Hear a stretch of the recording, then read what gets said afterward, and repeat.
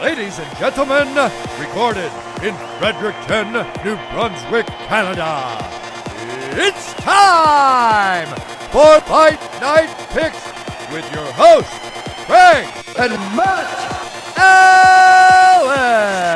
Big time card coming up this weekend, UFC 273, and so excited to be back and with you as always, one half of your hosting duo, Craig Allen. You can find me on Twitter and Instagram at Craig Allen FNP. With me to my left, to your right, as always, Matt Allen on the respective socials. Very simple, very easy. It's at Matt Allen FNP. And for the UFC's return to Jacksonville, Florida, instead of Miami, instead of like Tampa, we're still going to the VyStar Veterans Memorial Arena, and the fans have a big-time card to look forward to. Two title fights up at the top, the rematch in the co-main event, Aljamain Sterling taking on Petr Yan. Petr had to go out there last year, get another win over Corey Sandhagen in an all-timer fight, and in your main event, it is the first title opportunity in quite some time for the Korean Zombie taking on Alexander Volkanovski. And littered throughout this card, a lot of gems. I mean, listen, Ian Gary in the featured prelim taking on Missouri's own Darian Weeks looking to really play spoiler. That's just one of those fights. We have 4 different debuts. We have a lot of second time out type of fights. And yes, there's been some shuffles, some rebookings. But overall, Matt, this is one of those cards that should definitely deliver. I think it should be a phenomenal card. And outside of those title fights, like Gilbert Burns is fighting Khamzat Chimaev. Chimaev might be the biggest star that doesn't have a belt in the UFC right now. I know that's a wild thing to say, but the hype that this guy has behind him is almost unlike anything we've ever seen before. Just his ability to get people out of the cage so fast, take virtually no damage whatsoever. Like, this is not seen in the sport of MMA. And the fight against Gilbert Burns, it's going to be an important one. We all know how good Gilbert is, so I'm super excited for that fight. Mackenzie Dern, Tisha Torres, another really important fight. I think this is going to be a phenomenal fight card. I know every single pay-per-view this year, they've all sort of had their own feel to them. You know, like some of them, they're a little bit top-heavy. Some of them are more of a showcase for prospects. I feel like this card has a healthy balance of everything. You've got 2 great title fights at the top of the card. I know the odds are a little out of whack for those title fights, something we'll talk about a little bit later on in the video, but still, some people might be down on this card because of that, but I think there are some great fights all over this card. And we were very lucky with, I was going to say a couple of weeks ago. It was a couple of weeks ago because there was no big UFC card. Last weekend, we had the WrestleMania, the 2-night extravaganza. But when it came to the last Fight Night card, a lot of ranked fighters on this card. We actually have 12 ranked fighters if you include the 3 champions. And yes, I say 3 champions because Petr Yan has that interim strap included on this card. So it should be a great one. We'll throw it on over to the Fight Night Picks Fight of the Night screen. Very, very difficult throughout this card to try and pick just 2. Let us know down below in the comment section who you have. Throw it on over to the Fight of the Night screen. Let us know down below in the comment section who you've got.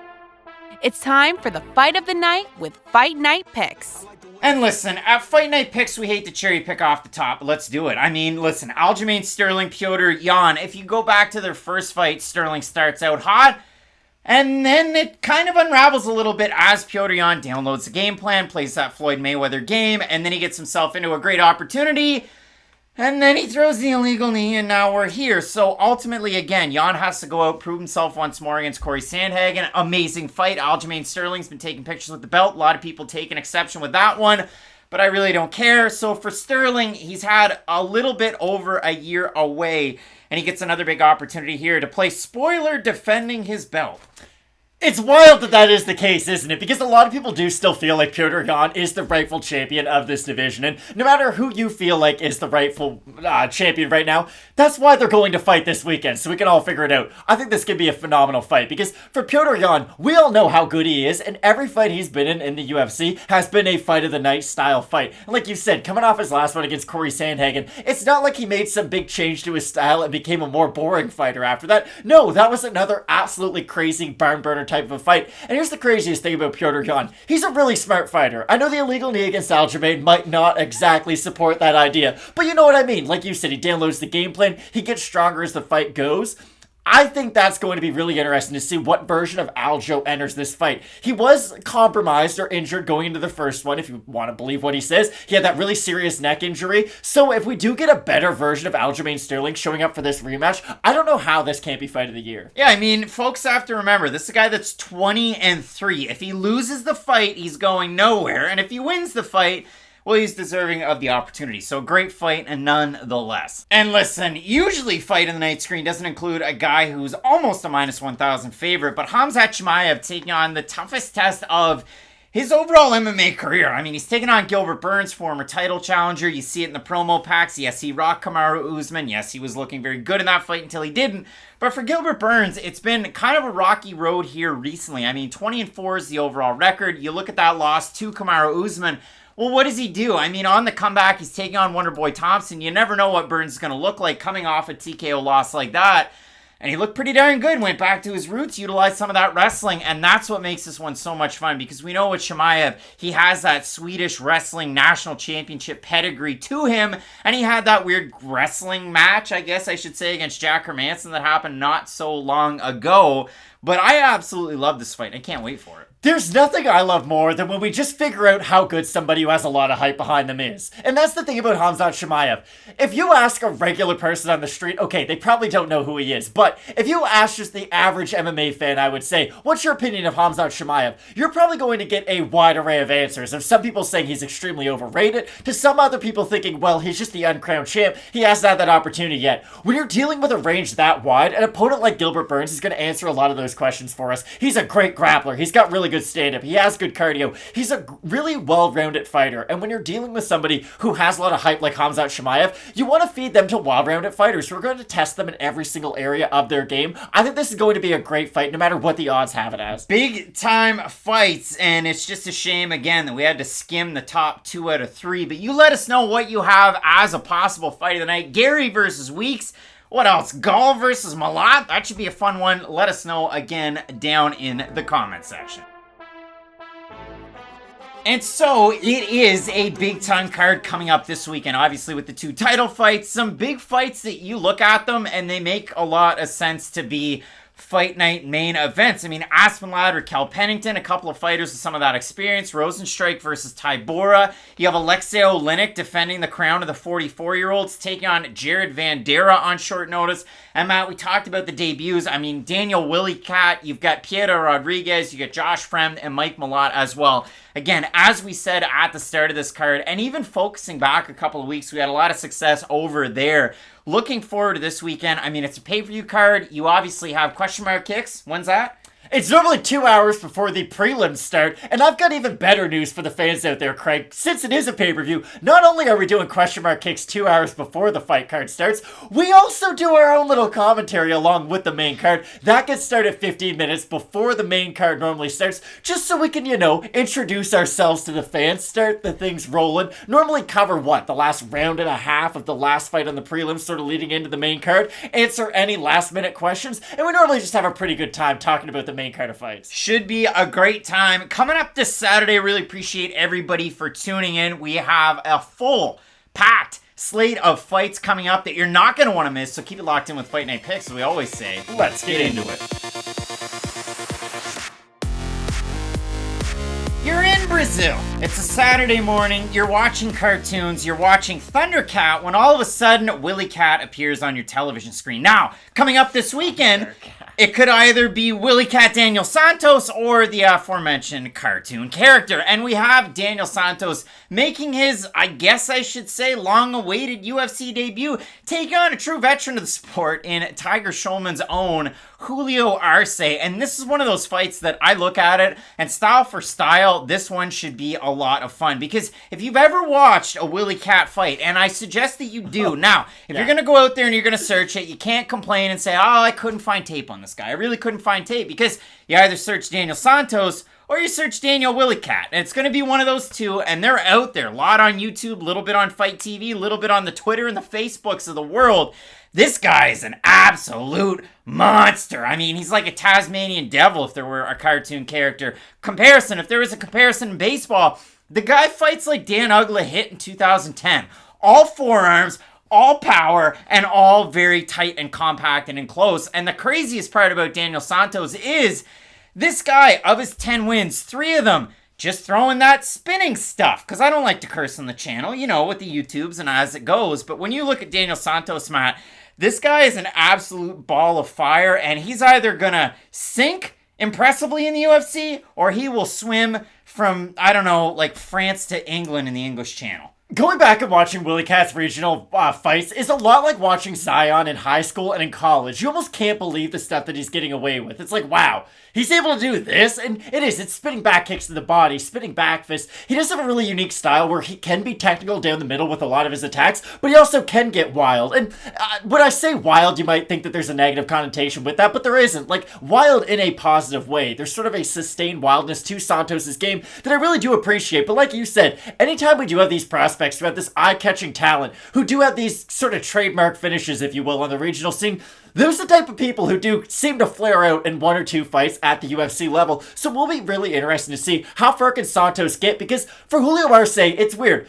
I feel like we've been singing Julio Arce's praises for a very long time. He's a much better fighter than I think the average MMA fan would assume. So it's really strange that they're giving Willie Cat Arce as his UFC debut, because I know Arce might not win against every fighter he's ever gone up against, but his level of competition is much, much, much higher. And he's a very active fighter, too, and that's the interesting thing with Santos making his way over to the UFC. Will he be able to get away with such athletic moves at this level, where he is going to have to conserve his energy quite a bit more, especially against a guy like Arce, who defensively he might leave some holes open, and if you are a really powerful striker, you will be able to hit him. Will you be able to finish him? That's another conversation, because he does have a fairly good chin. I know he got finished by, Sung Jung in his last fight.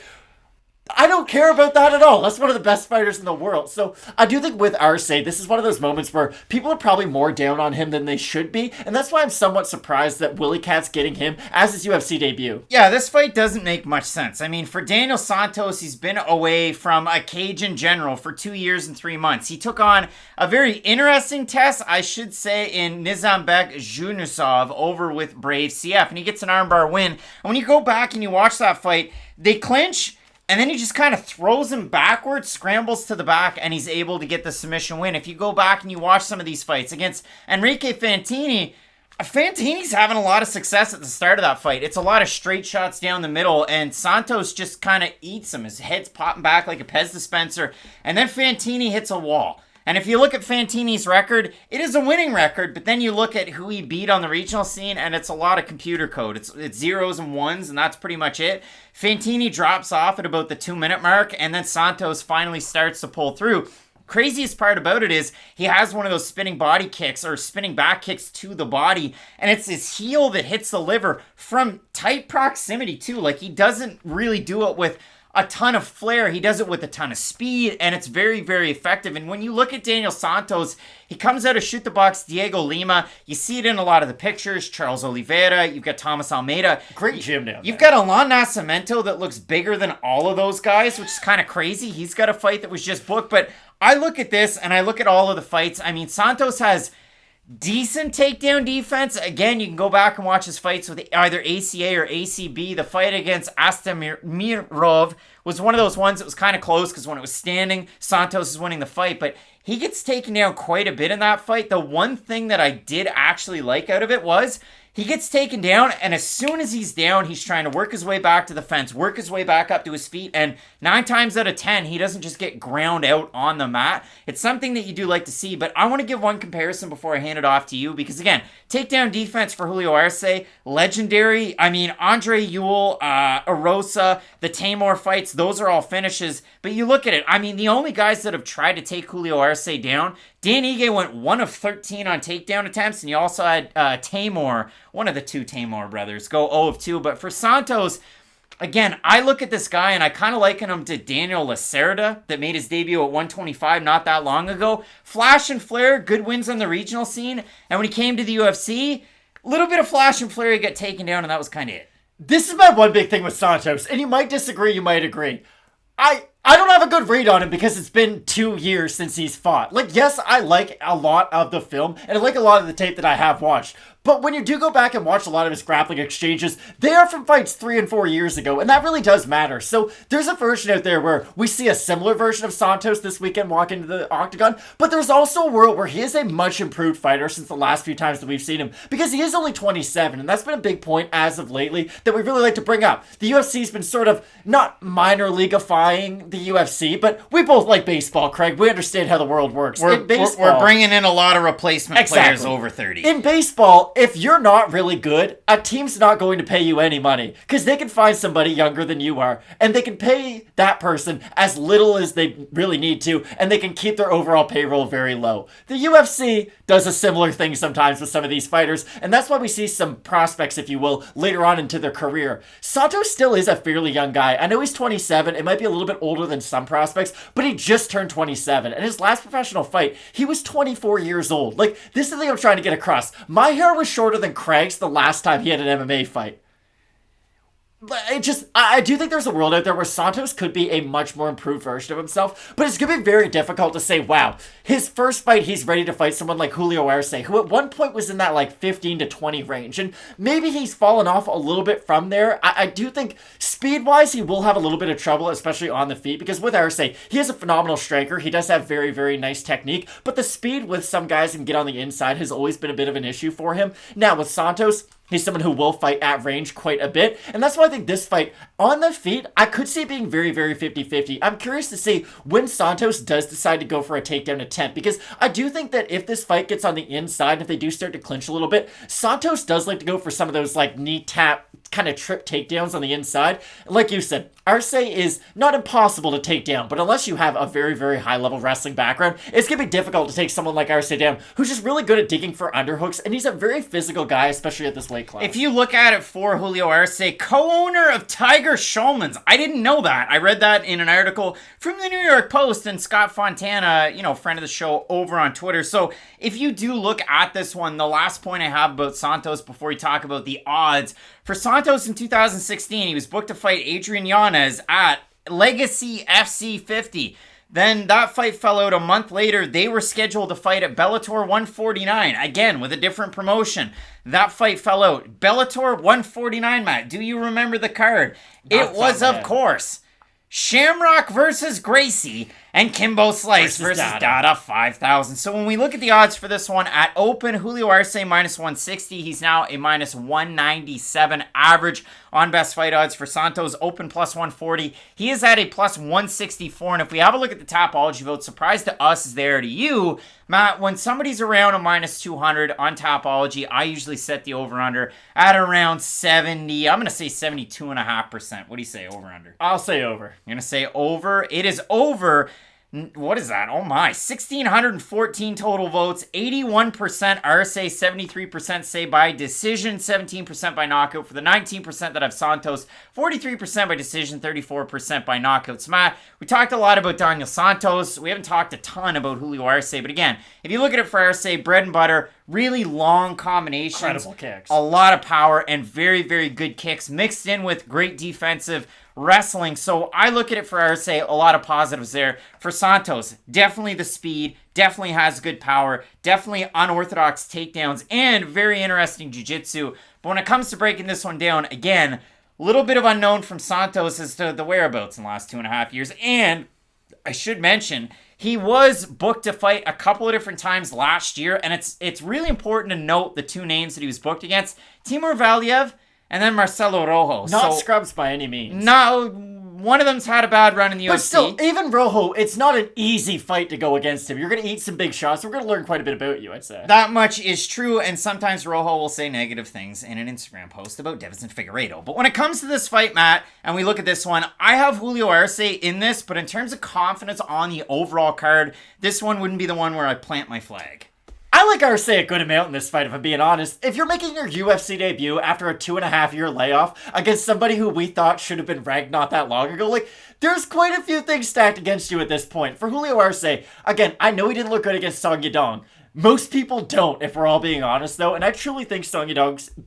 I'm going to say it right now. Future champ Sung Jung. I know we said that for Brandon Moreno for a long time, and he was eventually able to capture that title. I truly do think Sung is in that category of the elite at this weight class. For Arce, stylistically, he just keeps everything a lot more straight than Santos. And Santos does have big power. He could land some crazy head kick, and it's all over Twitter. But for Arce, if he can stay up the middle, use his leg kicks, and just work from the leg to the body to the head. And I know that's a big ask. This is the first fight on the card. Normally we don't talk about fighters in this position doing this types of techniques. But for Arce, we had high expectations for him at one point, and I do feel like that fighter that we once saw is still sort of in there. It's just been really tough matchmaking for him in the UFC. And we'll have to see how he makes out on this continued run at 135 pounds. Not one of those cuts that gets any easier as you get up into your 30s, only 32 right now. But time will tell how that move will play out for Arce. So an interesting fight coming up this weekend. Both of us going with the man himself, Julio Arce, to get the win.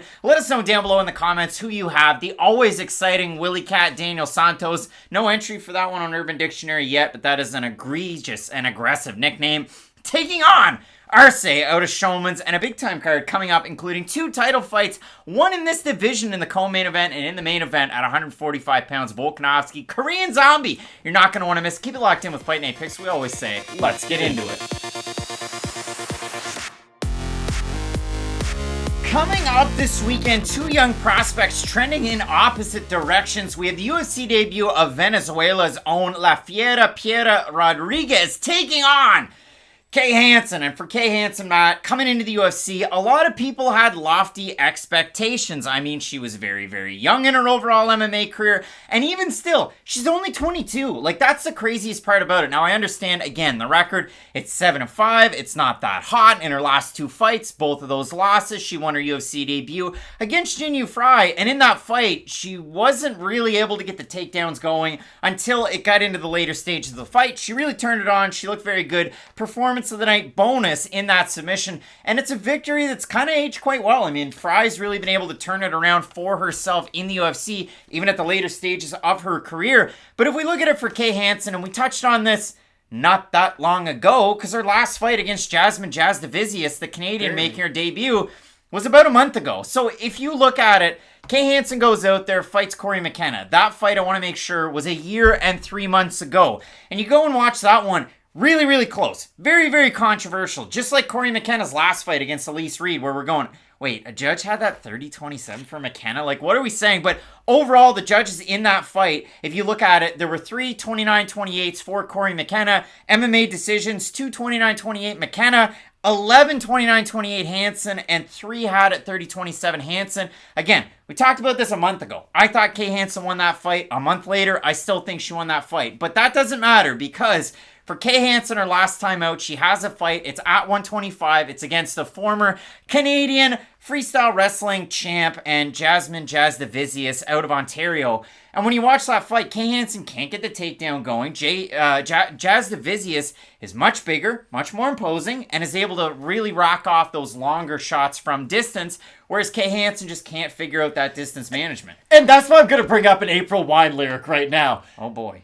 So don't take your time, it's getting late. We might lose if we hesitate. That's the thing with Kay Hansen. There's a certain hesitancy to her game that I don't really understand, because we know where her bread gets buttered. It's in her grappling. And she might not be the most aesthetically pleasing grappler in the UFC, but when you look at, okay, what's her significant skill set? I would say it's her ground and pound, it's her top position. It's just her overall, I would say, physical package with her top game, especially in MMA. But I know you've got some stats to bring up about her overall takedowns completed in the UFC, and that is a very big issue. So I have 2 things that just don't gel. So in the UFC, Kay Hansen, again, came in with a lot of hype. Like, people had lofty goals and expectations set for Hansen. She gets a win over... And just to back that up, like, it's not often you see people around 20 make their UFC debut. Like, Sung Jung was one who came into the UFC at 19, and he was able to start off running. Most of the time, there are, like, Sage North cuts, though. And Kay Hansen, like, it's always interesting to see who can rise to the top and genuinely be one of those young fighters who comes in their teens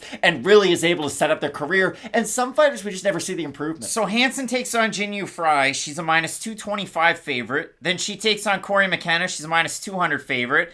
Then she goes out for her last fight, taking on Jasmine Jasudavicius, and she's a minus 190 favorite. Like, we're talking minus 200 just about every single fight.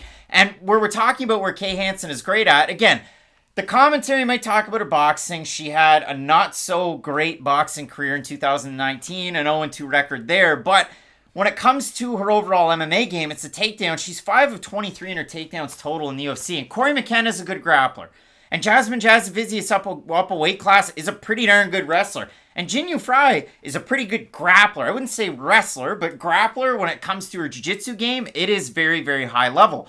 And it's kind of translated to strawweight because, again, she's more of an atomweight. But for Kay Hansen, that X-Factor skill, we just haven't really been able to see it shine through. Now, it could shine through in this matchup. Piera Rodriguez is not a grappler. Piera is a striker to the nth degree. And I went through and I watched her fights, and obviously she trains at Black House, and you see some of those training partners, Sabina Mazow when she's there and she's not across the country training at Teixeira's MMA and Fitness. How crazy is it talking about that gym a lot now? But it's with Tabitha Ricci, who definitely has those grappling credentials. And then she also kind of changed camps in the last number of months. She spent some time at All-Stars. Obviously, we have Khamzat Chimaev on this card, but Mandy Boom is somebody that's in one of these lower weight class divisions. It's somebody to train with there, as well as Elin Oberg. But Matt, when I look at it for Piera Rodriguez, I mean, you go back, you do the tape study, a lot of fun when it comes to the striking. Tons and tons and tons of power. And she's one of those kind of run and gun type of fighters that you really, really like to see, especially coming into this division, because we don't have a lot of knockout artists at 115. Piera Rodriguez, even though if you look at her last two fights, the fight for the title over with Aleksei against Svetlana Gutsic, and then the fight against Valeska Machado, she didn't get the knockout against Machado, but she really did have a lot of success in that fight and showed a more well-rounded skill set too. And I thought her cardio looked really good in that fight too, which is going to be a big point against Kay Hansen, because again, early on in this fight, Hansen, let's just break down what Hansen is good at. We talked about her wrestling, we talked about her grappling. She herself does have good cardio. That's something that does have to be brought up. She tends to get stronger as the fight goes on. But against someone like Rodriguez, it will be interesting where the cutoff line is as to when Hansen can start to take over with her cardio and with her pressure. Because for Rodriguez, I expect her to have a lot of success early on with her striking. Hansen's never really improved that part of her game at the UFC level yet. It's interesting. Kay Hansen isn't someone like an Evan Mobley who just showed up onto the scene and you're like, wow, that person's sort of ready for the big time. Hansen to me is almost like a Robert Williams where you're like, what the heck is going on right now? And then you hope that they can sort of put it all together. Now, Robert Williams was able to put it all together, and that man is an absolute monster on a basketball court. With Kay Hansen, the parts are there, it's just a matter of putting them all together. And she is still very young, so she's going to have a lot of time to do it. But at 7-5, at the strawweight and flyweight weight class, not two weight classes that we normally look at and say, wow, these are the deepest in the world. It's just not a great sign for a young prospect, and I do think that's something that has to be brought up. And with Rodriguez and her striking background, I genuinely believe that even though she does have 5 less MMA fights, her striking is a big enough factor to where it almost adds that extra experience factor in for her. Kay Hansen, and I'm glad you brought up her previous boxing experience, is not a good boxer whatsoever. She doesn't have any volume-finding tools on the feet to really accumulate any type of volume to win rounds. So unless she's able to get a takedown early in the second and early in the third and just control the whole entire round on top, I don't know how she's going to be able to win rounds. So we should say this for Piera Rodriguez because, again, Venezuela by way of then Spain, she's been training at Black House for her last number of fights, the LFA fight, the fight on Dana White's Contender Series. She was a big, big favorite in that Dana White's Contender Series fight, like a minus 425 favorite against Machado. Haven't we? And again, she gets the win. All three judges, 29-28. She was able to mix in, like I said, it was a complete skill set because we got to see a little bit of her wrestling, but little bit of a sketchy level of competition even going into that fight on LFA. She did look very, very good in that one. Again, Svetlana Gutsic looks like a little bit like if you mixed Chloe Grace Moretz and then Ronda Rousey. If you merge those two people together, you get Svetlana I don't know Gutsic. who the first one is. Who, from, what's the movie? Jeez, now this is bad. Kick-Ass. She was in Kick-Ass. Okay. With strange name, but I know who you mean now. Nicolas Cage. It just took me a minute. And if you really do watch Piera Rodriguez in that fight, she really does go at it, pushes a good pace. The one troubling thing is she's got a really cracking right hand. She'll leave it out there, and then she'll bring it back and keep her right hand really low. She's susceptible to that left counter. And the trouble was, Gutsic, once she landed it once, she was able to just continue to land it. You didn't really see much of an improvement or much of a change out of Rodriguez to try and really match that or defend it all that well. So Manofio keeps Rodriguez up at night is what we're saying. That's what we're saying, even though they're in two totally different weight classes. The other thing with Rodriguez is, before that fight, she makes the walkout, and I had to Shazam the walkout song. She walks out to Slipknot's Wet and Bleed song, so that's pretty cool. You like to see that. So aggressive. Dedication, it really is. But again, I look at this, Piera Rodriguez, very much a striker, very much a boxer. She'll mix in a bit of a kick, but she boxes.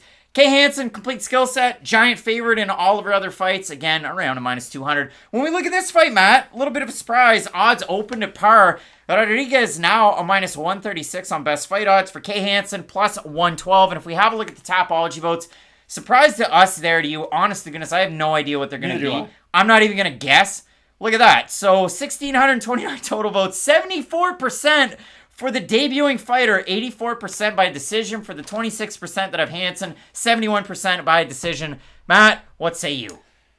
Okay, this is one of those fights, and I think we can both agree on this. We're going to look dumb no matter what we say. Either Rodriguez goes out there, looks like the second coming of Jeff Neal at 115 pounds, knocks out Kay Hansen, we're like, oh my god, what are we doing? Or Hansen goes out there, works just sort of one of those classic, gets you up against the cage, go for a takedown, rinse and repeat takedown style kind of a fight, and she looks great doing it. For me, I am going to slightly side with Rodriguez, and I know it's weird, because normally in MMA, if you have two people who one relies heavily on their striking and one relies heavily on their grappling, well, the sport is sort of sided towards the grappler. But I don't think Hansen's going to be able to shoot takedowns from very far away against Rodriguez, and I do think she's going to have to do that in this fight. I think up close and in the striking, Hansen is going to eat quite a bit of damage, because that's the thing about Hansen. She has never really been able to improve her striking to where she's added like a new component to it. Brian Ortega's whole MMA career took off when he added elbows to his game. And I know that's a big thing to add to your game, but Ortega was a really good boxer, but guys would get into his range and he didn't have a way to deal with that. So he fought Frankie Edgar, showed off his elbows, and now he shows them off in every single fight. And when we think about Brian Ortega, we don't just think about the striking and the jiu-jitsu, we think about his elbows too.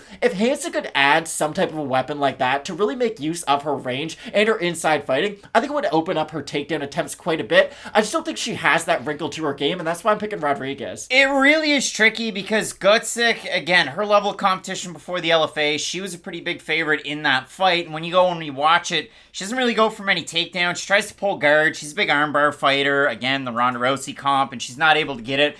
And Rodriguez is able to go out there, tag her, also take a lot of damage. If you look at it in the Machado fight, again, a complete skill set. But I definitely don't see Rodriguez taking down Kay Hansen in this fight. I really like Piera Rodriguez for the striking component, but again, this is only, her third camp in a row at Black House, training with Tabitha Ricci, training with Mackenzie Dern, who's also on this card. I'm going to take Kay Hansen in this fight, but again, you touched on it. The fact that you're either going to look really smart or really dumb. In this spot, I look at it, Kay Hansen's been around a -200 favorite in 3 UFC fights. She's 1-2, although I thought she won that McKenna fight. I'll take her as an underdog in this spot against somebody who hasn't been proven against the UFC level. So actually, Matt, they opened at par. Piera Rodriguez, -136 right now. Kay Hansen, +112. So in this opportunity, I'm going with the American and Kay Hansen, Matt. You're going with Venezuela's Piera Rodriguez. This is my problem. And again, I'm going to get a big eye roll out of Craig here. I never even, Kay Hansen to me wasn't even a standout talent in Invicta. And that's why I was kind of surprised she got so much hype coming into the UFC. I know she's young and I know she does have a long ways to go, but when you're talking about young fighters, normally they add multiple parts to their game every single fight, whereas Kay Hansen had a year off in between her 2 last fights, and she looked like the exact same fighter, if not worse, in between those 2 performances. Well, Matt, we'll see if the Brazilian Jiu-Jitsu blue belt for Piera Rodriguez shows out. She has amateur boxing and K1 experience. Big opportunity. Split on the pick. Let us know down below in the comments section who you have in this big-time strawweight fight at the bottom of the prelims. Big-time card coming up that you're not going to want to miss. Keep it locked in with Fight Night Picks. We always say, let's get into it. The middleweight roller coaster of bookings and rebookings comes up this weekend, and it gives us this fight between Fluffy Hernandez, Alexander Hernandez, taking on Pittsburgh's own, by then way of Colorado, Josh Fremd. And if you look at this fight for Fremd making his UFC debut, it's a big-time opportunity. Obviously, he was involved not that long ago in the middleweight 4-man tournament for that LFA middleweight belt. He ends up getting the win over Bruno Oliveira, who was not that far removed from his fight against Carlos Ulberg on Dana White's Contender Series. He drops him fairly easily. It's kind of an odd punch that drops Oliveira. Almost looked like a jab, really, was what it was. It drops Oliveira. Fremd able to get the win. Then he goes out there and he takes on Gregory Rodriguez, and he does not win that fight. He gets blitzed, and it really was a bad timeout. So for Fremd, he gets the opportunity, he comes back, he has a couple of more fights. He was featured on Dana White's Looking for a Fight in his last time out and really put on some very, very good performances. And I want to make sure that I give them the credit that they deserve. He's able to beat Renato Valente over with LFA. He gets the win over Joel Bowman his last time out in that fight. On Looking for a Fight, Bowman fought a terrible, terrible fight. I want to say that one right out the gate. I mean, Bowman went out there swinging for the absolute fences. He was really trying to hit home runs, and that was pretty much it. He had the skinniest chicken legs I've ever seen, and I say that being a person own a mirror, Craig, that has skinny chicken legs. So I'm not necessarily making fun of him as I am myself, but when I went and I watched that fight, it really was. Bowman just went out there from the start, whiffing the hardest shots he could, trying to put Josh Fremd out. Because we've seen Fremd, even in the Valente fight, get cracked and get wobbled a little bit. So he gets wobbled a little bit against Valente. He's able to get the win there. Against Bowman, he ends up getting the win. And if you go and you watch that fight, the sneakiest thing about Josh Fremd that I noticed, he is a meat and potatoes type of fighter. He fights with the very, very specific, very, very technical game plans, and you see him implement them. Once he's able to figure out distance with his jab, it's over. He's just going to spam you with that jab. He makes the fight relatively boring, but he also has a little bit of snap on that, a little bit of snap on his right hand when he decides to throw it. He throws some leg kicks just to switch things up. But the craziest part about it for Josh Fremd, he spent a little bit of time wrestling in D3, and that's interesting because when he decides in most fights, and I wouldn't say in this fight, but when he decides Don't do it, Josh. He wants to wrestle and he wants to get that top control, it just adds that extra layer of depth to the game plan of Josh Fremd.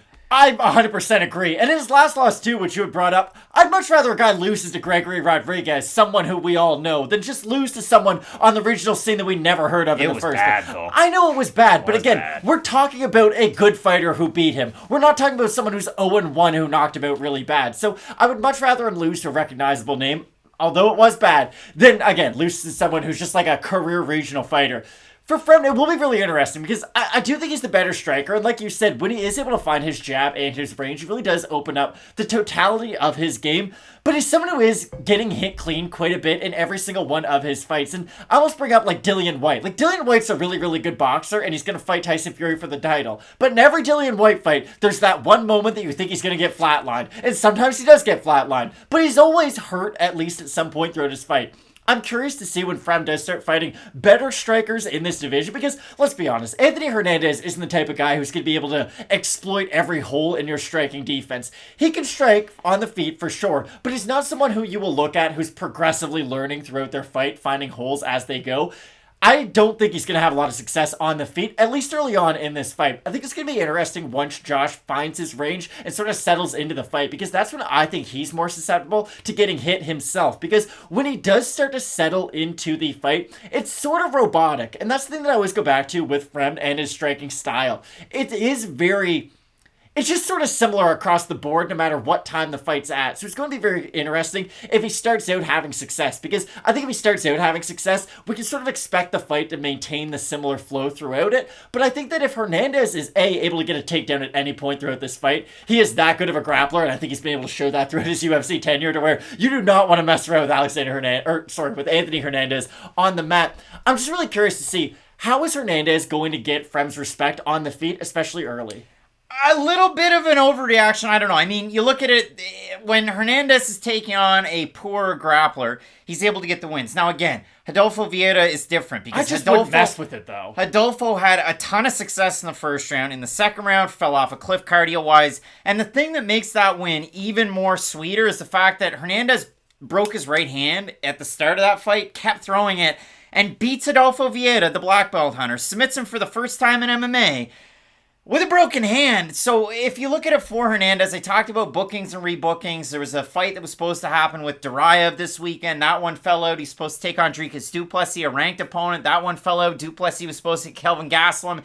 Gastelum, I am compromised, so that fight's not going to happen. But you go from those guys, and I consider Duraev like on the cusp, and he's only had one UFC fight where he himself did get cracked. But Albert Duraev is a mother effer. And Josh Fremd's not Duraev in the aggressiveness and the way that they fight. Josh Fremd, again, like I said, a little meat and potatoes, but it really does get the job done. Before that, though, Hernandez was supposed to take on Dustin Stuyvesant back in December, and he was supposed to take on Puna Soriano back in June of last year. The hand was still an issue, so that fight didn't take place. So Hernandez has been on the shelf since that Vieira fight for just over a year. But again, if you look at it from Dana White's Contender Series 5 fights ago to now, fights Jordan Wright, and he does what you need to do to beat Jordan Wright. Crashes distance, throws power shots, drops them, finishes them. Disgusting knockout where Wright's head's there, and then he keeps punching it. It was really, really bad.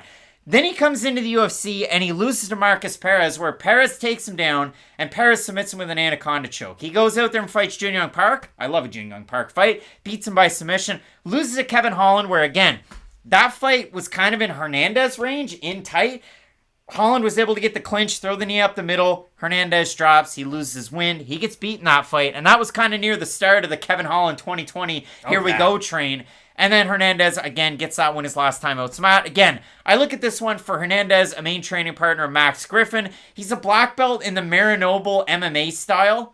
Whatever the F that means. Like, I don't know if that's like Bok Fu. That's, Max Griffin's black belt. But it is kind of weird that way. Hanging out with Griffin and Jamal Emmers over on the Instagram. And when I look at this one, again, for both of these guys, a lot of experience, if you will. For Hernandez, 9-1 as an amateur, 8-2 with a no contest due to the weed against Jordan Wright, but for all intents and purposes, a giant knockout win. So, Matt, when we look at this fight, Hernandez open to -150 favorite. He's -185 right now. For Josh Fremd on best fight odds, open +130. He is a +155. If we have a look at the Tapology vote, surprise to us as they are to you, I'm going to say over under 70% Anthony Hernandez. See how hard it is? It is. It's very difficult. I'll say slightly over. I'm going to say slightly over. Ooh, it's slightly under. 1,212 total votes. 74% Hernandez, 30% by decision, 51% by submission, 12% by knockout. Really wish we got that Puna Soriano fight now that we're talking about it. For the 26% that have Fremd, 30% by decision, 55% by knockout.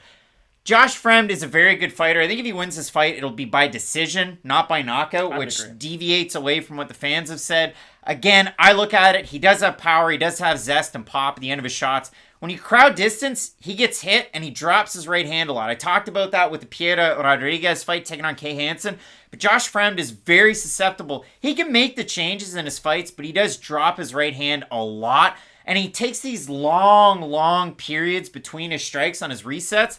Anthony Hernandez is a fast twitch guy with a lot of power. So on the feet, I give Fremd the advantage. Again, in technical striking and power, I give it to Hernandez.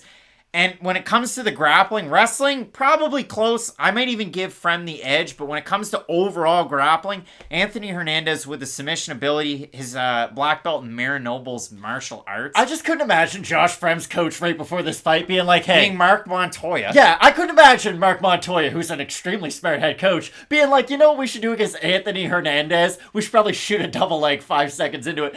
I don't expect him to wrestle very much against Hernandez just because the submission threat of Hernandez, especially with his defensive submissions on the back foot.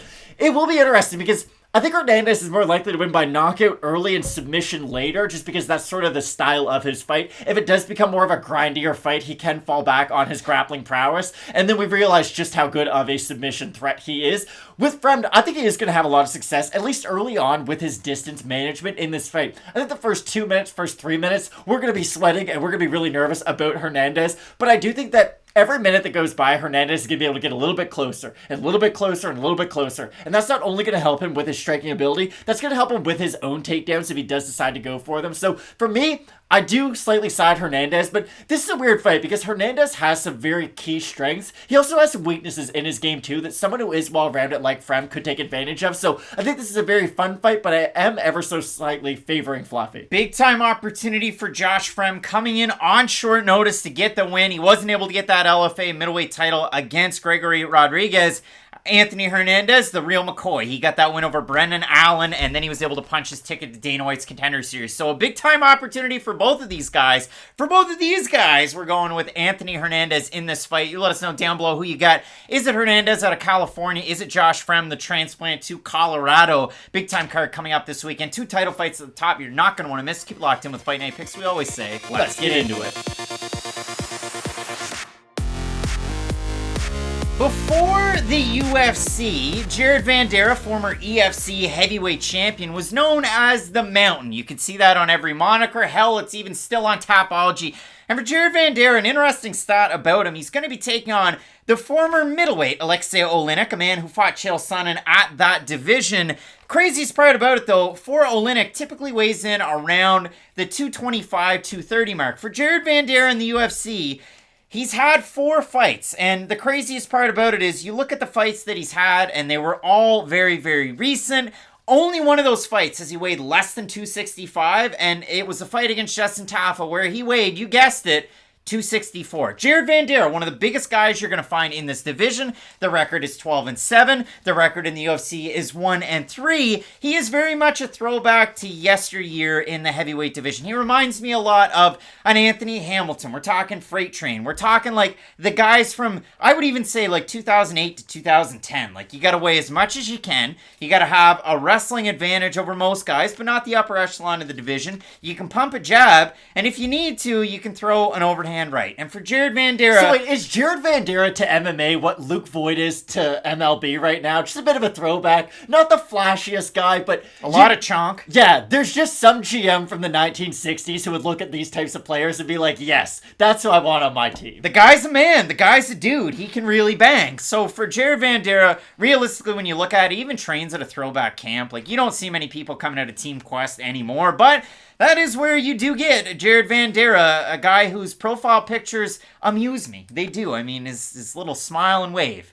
It's just like that old Headstone song. This is the weird thing about this fight. I don't know if you're about to hand it off to me or not. I just want to say this, though. The weirdest part about it is we talked extensively about Aleksei Oleinik, his 14 Ezekiel choke wins, the fact that he's going for win number 60, the fact that the man's not hot lately, but he was supposed to fight, well, not last week, it was 2 weeks ago, against Alir Latifi. Then they rebooked the fight to this week, and now, I want to make sure I mention it, on March 31st, this fight was announced. Vanderaa stepping in on short notice to take on Oleinik.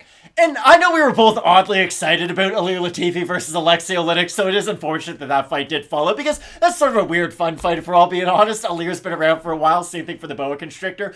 Just for Jared Vanderaa, like, I say this a lot on this channel about how, like, you know, like if Giannis decided to do MMA and not basketball growing up, he'd probably be the best at this sport. I'm just here to say it. And if he figured out how to play football, like he's such a good athlete, he'd probably be able to figure out how to make the NFL. I don't look at Jared Vanderaa and Aleksei Oleinik and throw that same level of athleticism onto these types of professional athletes. Because for Vanderaa, he is very steady for this weight class, and it's odd. You don't normally look at a guy who weighs 265 pounds and say, wow, his strength is cardio. But I would say definitely in this matchup, but really against most guys in the heavyweight division, he's at least steady throughout a lot of his fights. And again, it's not the level of activity of someone like a Max Holloway, who's going to go out there and really wow you with their shots. But they can at least stay consistent throughout a 15-minute fight. And at the heavyweight division, that's a lot, honestly. Like, there's not a ton of fighters that we can talk about and say, wow, cardio is a strength of theirs. And that's why this fight, oddly enough, is kind of fun. Because we're going to figure out, where does skill and size sort of not matter anymore? Because I think Aleksei Oleinik is by far the more skilled fighter in this fight. When it gets to the mat, there's not even an argument. These guys are in different stratospheres. They're in different universes when it comes to their grappling ability. On the feet, though, even, I think Aleksei Oleinik's as technical as Jared Vanderaa. Like, Oleinik's MMA striking isn't that bad. He was able to outstrike Fabricio Verdum, who's a way better striker than Jared Vanderaa. He was able to outstrike Travis Brown, who, again, wasn't at a good stage of his career when he did that. I'm just saying, I don't think Aleksei Oleinik on the feet is so far behind Jared Vanderaa that, wow, I'm going to worry about him every second he's standing. On the mat, I think he's way better than Vanderaa. It's just, when does age and when does size really do matter? Because for me, I think Oleinik is the more skilled guy. It's just, when you look at how much smaller he's going to be and just how much older he is than Jared Vanderaa, it really does worry me about what shots he's going to be able to eat on the feet, especially early. So I'm going to go to like a weird left field, like maybe even a high porch, but a short left field. Maybe we're going to Fenway and we're talking about the Green Monster. So UFC 271. Featured prelim. They wanted you to pay for the pay-per-view to see Bobby Green beat Nasrat Haqparast with Jared Vanderaa and Andrei Arlovski. And we watched that fight. It was actually on, well, not even the late stage of the fight companion or the fight night pick sidekick, as we call them here. If you watch that fight, which we did, and we covered it with the fans, you can go back and watch our reaction. I thought Jared Vanderaa won that fight. And it's not a hill I die on either way, no, because and it wasn't good. It's somewhat controversial. I went back. I still believe in that. So the judges scored Robert Alexander, scored round 2 and round 3 Vanderaa. Douglas Crosby and Jeff Rexroad scored it 29-28 for Arlovski. MMA decision 16 had it 29-28 Arlovski. 2 of them had it 30-27 Arlovski. So nobody scored it for Vanderaa. I thought Vanderaa forward pressure. He had better output as well. I thought he won the fight, but he didn't win the fight. So I look at Vanderaa. I look at his other fight against Justin Toffel, where again, it was just walking forward, lots of volume, able to get the win there. He loses to Romanov. That was going to happen. He loses to Spivak in his debut, where he called out Spivak, and then he got taken down and beaten up. But Aleksei Oleinik also got beaten by Sergey Spivak in his last fight. But it was a completely different fight. Sergey Spivak looked like K1 Mark Hunt Spivak. He looked amazing. Oleinik, again, people were down on Spivak after that fight because he didn't finish Oleinik. I was high on Spivak. I thought Spivak looked great. I thought Oleinik looked quite poor. So the weirdest part for Oleinik coming into this fight, again, he is 44. Best stretch of his career from late 2013 to 2018. He has a first-round neck crank win over Mirko Krokop to book his ticket to the UFC. Then he goes 6-2 in the UFC in that span. 6 of those wins, all of them, by finish. And if you look at it, his best performance, probably the Travis Brown one where he knocks him down and then submits him. Something nice. I never thought I would say. His worst performance, I mean, again. We'll be here for a while if we're going to list them all. From 2019 to 2021. So he went 6-2. Then 2019 to 2021, he goes 2-5. 4 of those 5 losses are by finish. Worst performance? The Walt Harris one where he gets finished really early. I think it's a Spivak one his last time out. Like, it's just all Spivak. Oleinik can't take him down. Oleinik can't bait him into like an Ezekiel or an Emmanuel Sanchez-esque standing submission against the cage. So really, when I look at it for Oleinik, again, he had that win over Fabrizio Verdum. That one was by split decision. It was somewhat controversial, but Verdum was coming off of the layoff. Most people thought Oleinik won, though. His striking looked very bad. And then he has that win over Maurice Green, but some people call me Maurice just did not have a good run in the UFC. So again, Matt, Vandeera's taking this fight on very short notice. We're talking about 10 days. Oleinik was due to take on Ilir Latifi, who was working his boxing with Francis Ngannou, wearing his Carmelo Anthony jersey. Go look at that one. But when we talk about the odds for this one, Oleinik opened a minus 135. He's a minus 105 right now. Jared Vanderaa opened a plus 115. He's minus 115. If we have a look at the short notice topology votes, Matt, I'm going to say over and under 60% Vanderaa. I think Oleinik will be the favorite. Oleinik is the favorite. 990 total votes. We have 78% Oleinik, 83% by submission for the 22% that have Vanderaa, 65% by knockout. Craziest part about it for Vanderaa, knockout artist on the regional scene, we have not seen that same knockout ability, or at least the ability to get guys down to the mat and finish them from on top, where we had seen that out of Vanderaa coming into the UFC. Gonna knock anyone out, though. It's gonna be a 44 going on 45-year-old Aleksei Oleinik. This is my problem. If Oleinik was 39, he mops the floor with Jared Vanderaa. But the problem is that Father Time is undefeated. He's gonna catch up to you eventually. Sarah McMahon is an outlier, okay? He had his grasp around her, but she was able to get away. For Oleinik, he was able to escape Father Time for later than most. He was able to make it into his 40s. But his past few fights, he looks like a shell of the fighter he used to be. He doesn't have the explosion to get a lot of takedowns, and since he doesn't have that explosion to secure takedowns, it is a lot of him just being a sitting duck on the feet. And I know I talked about his striking, and I don't think it is terrible, but it is a lot of looping shots. And when you're fighting someone like Vanderaa, who is more down the middle than Oleinik is, because for you to be more down the middle than Oleinik, it's not a big accomplishment. Like, they are sort of these windmill-type shots that come from weird angles, and that's why I do think Oleinik does have the success on the feet that he does. It's not because he's a great technician, it's just because he is so unique and sort of obscure on the feet that he throws those weird Ben Askren against Damian Maia uppercuts. He's very Marge big. Simpson uppercuts. Well, no, Marge Simpson's like a big Justin Gaethje one. I'm thinking Little Rabbit punches. Almost the opposite. For Oleinik, though, I think he's the much more skilled fighter, but at 44, I just don't think he can demonstrate the skills that he has memorized, if that's a good way of breaking it down. So I think Oleinik's the better fighter, but I just think size and youth on Vandeera's side is really going to play out. I know he took this on short notice, but I don't see a world where Oleinik's able to secure a takedown early in the fight, and unless he is able to, I don't think he's going to be able to win. Oleinik was able to look pretty good in the first round a year and 7 months ago against Derek Lewis. Derek Lewis is a lot better than Jared Vanderaa, so we'll see what happens this weekend. I have Vanderaa with the fact that he has youth on his side and size on his side, but my goodness, I can definitely envision a world where Aleksei Oleinik goes out there like Paul Craig and just ends up submitting him because Jared Vanderaa makes mistakes just like Nikita Krylov. So a big time opportunity for both of these guys coming up this weekend. Oddly enough, both of us going with the short notice guy in California's own Jared Vanderaa to get the win. Let us know down below in the comment section who you have. It's the guy going for his 60th pro win in Aleksei Oleinik. Is it going to be Vanderaa? Big time card coming up this weekend. You're not going to want to miss. Keep it locked in with Fight Night Picks. We always say, let's get into it. From 10-0 in a Fight Night co-main event slot to buried on the prelims, we have big-time Olympian Mark Madsen, and he's taking on Vinc from Hell Pichel in an interesting fight in the lightweight division, because if you consider this fight overall and you want to play a little bit of a game, you add the ages up between these guys, and we're up there. We are really up there. You have 39-year-old Pichel, you have 37-year-old Mark Madsen. I get it. Even as an Olympian, he was an older guy competing. He was able to get that one done. Silver medalist in freestyle wrestling. But when you look at it for Madsen, I say it's kind of odd because he was in a co-main event slot. There was a lot of attention in his home country, though, where he won an Olympic medal. That's why he was so far up on the card. But there was a big-time opportunity for him his last time out, taking on Clay Guida. That card taking place over in Las Vegas. That one with Cannonier and Gastelum as a main event. But if you do look at it for Madsen, he takes on the Carpenter, and in that fight, I don't know if, like, Fight Ready, they were whispering in his ear, have your Khabib versus Salah Quinta performance. But Mark Madsen only went for one takedown attempt up against the cage, albeit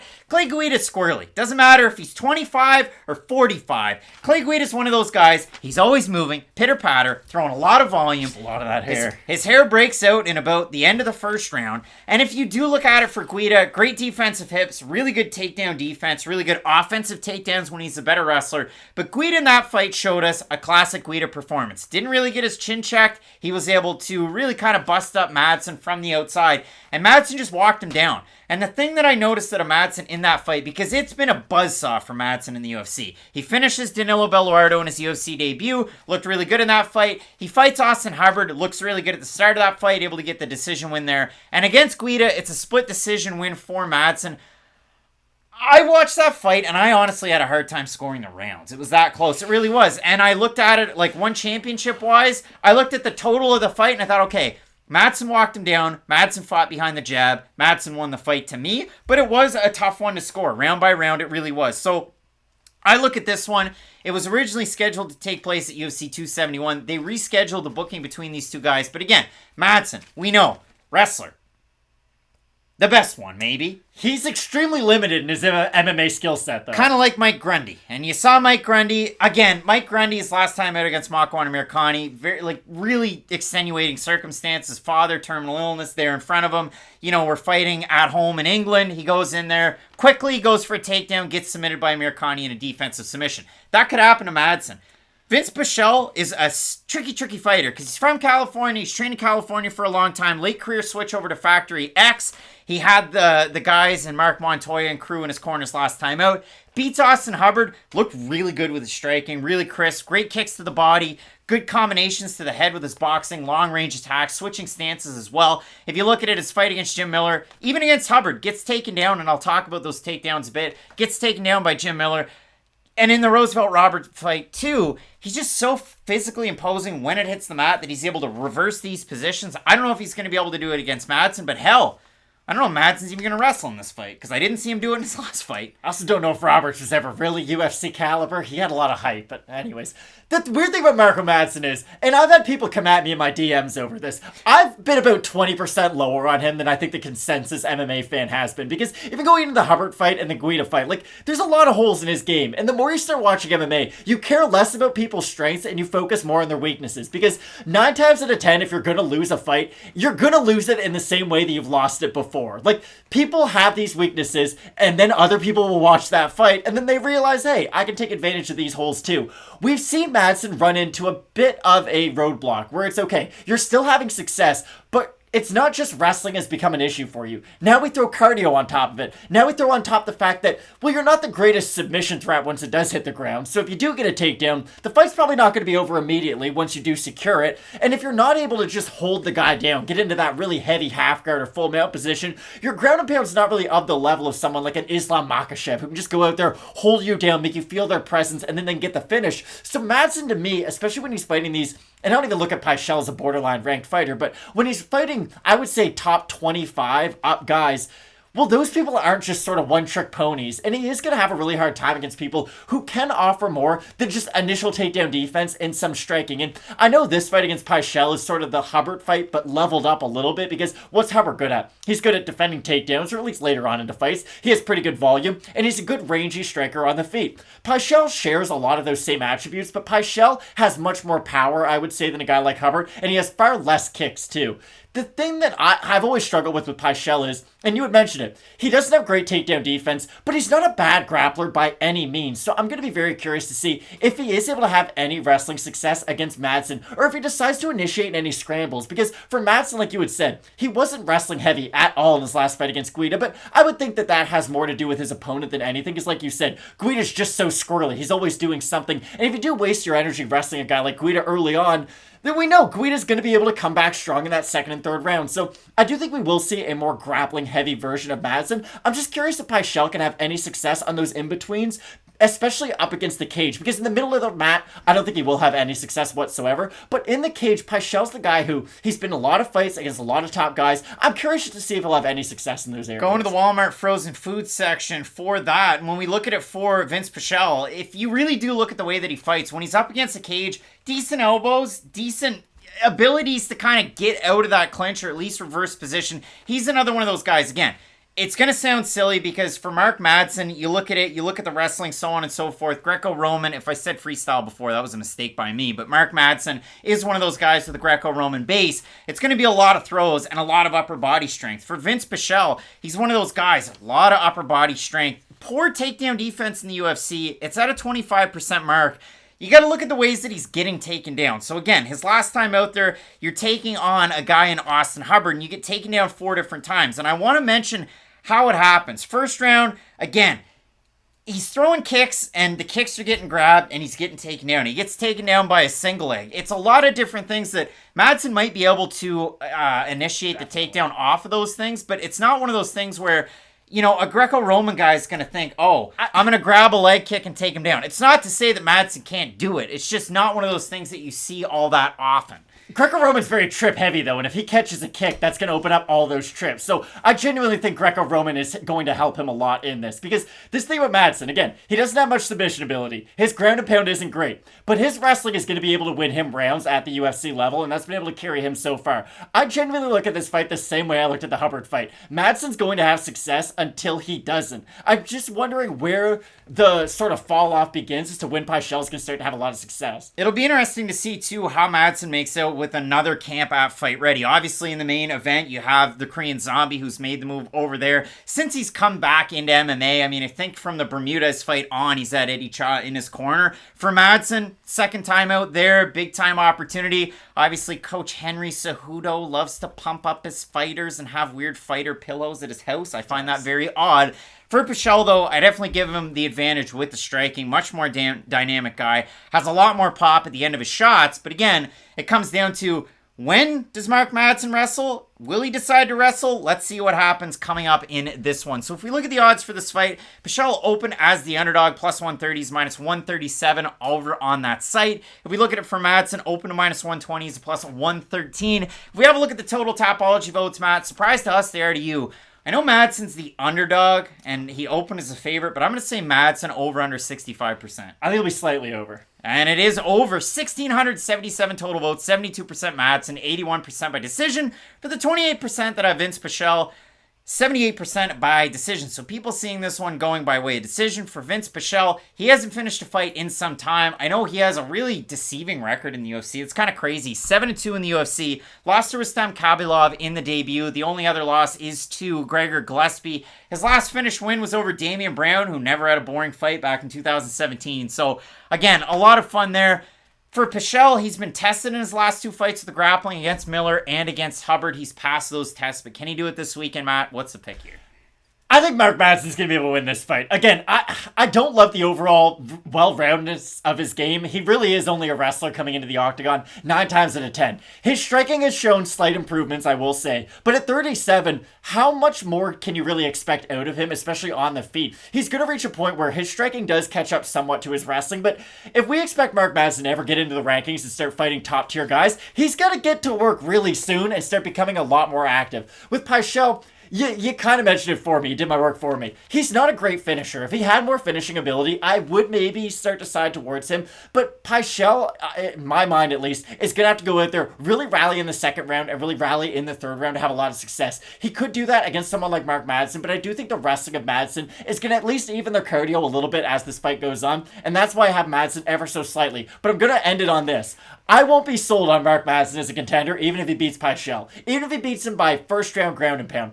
He's fought a lot of these similar fighters, like Clay Guida, Austin Hubbard, and Vinc Pichel are all kind of in the same category. Like, they can offer a fun fight to anybody on any given night, but we don't look at these fighters and think, wow, they're going to break into the top 25, top 20, top 15. So Madsen, I think, needs a serious step up in competition if he is able to beat Pichel, but I think he will be able to this weekend. Combined age of 76 between these two men. Matt going flaky on the crest with Vinc Pichel and picking Mark Madsen. For me, again, I look at this fight for Madsen his last time out. Fought behind a jab, threw a few right hands. John Anik touched on it, and then the rest of the commentary kind of piled onto the fact that Mark Madsen, when he strikes, he'll throw his right hand, dip his head out, and leave it there to the left. And even when he's thinking about striking, he dips his head to the left all the time.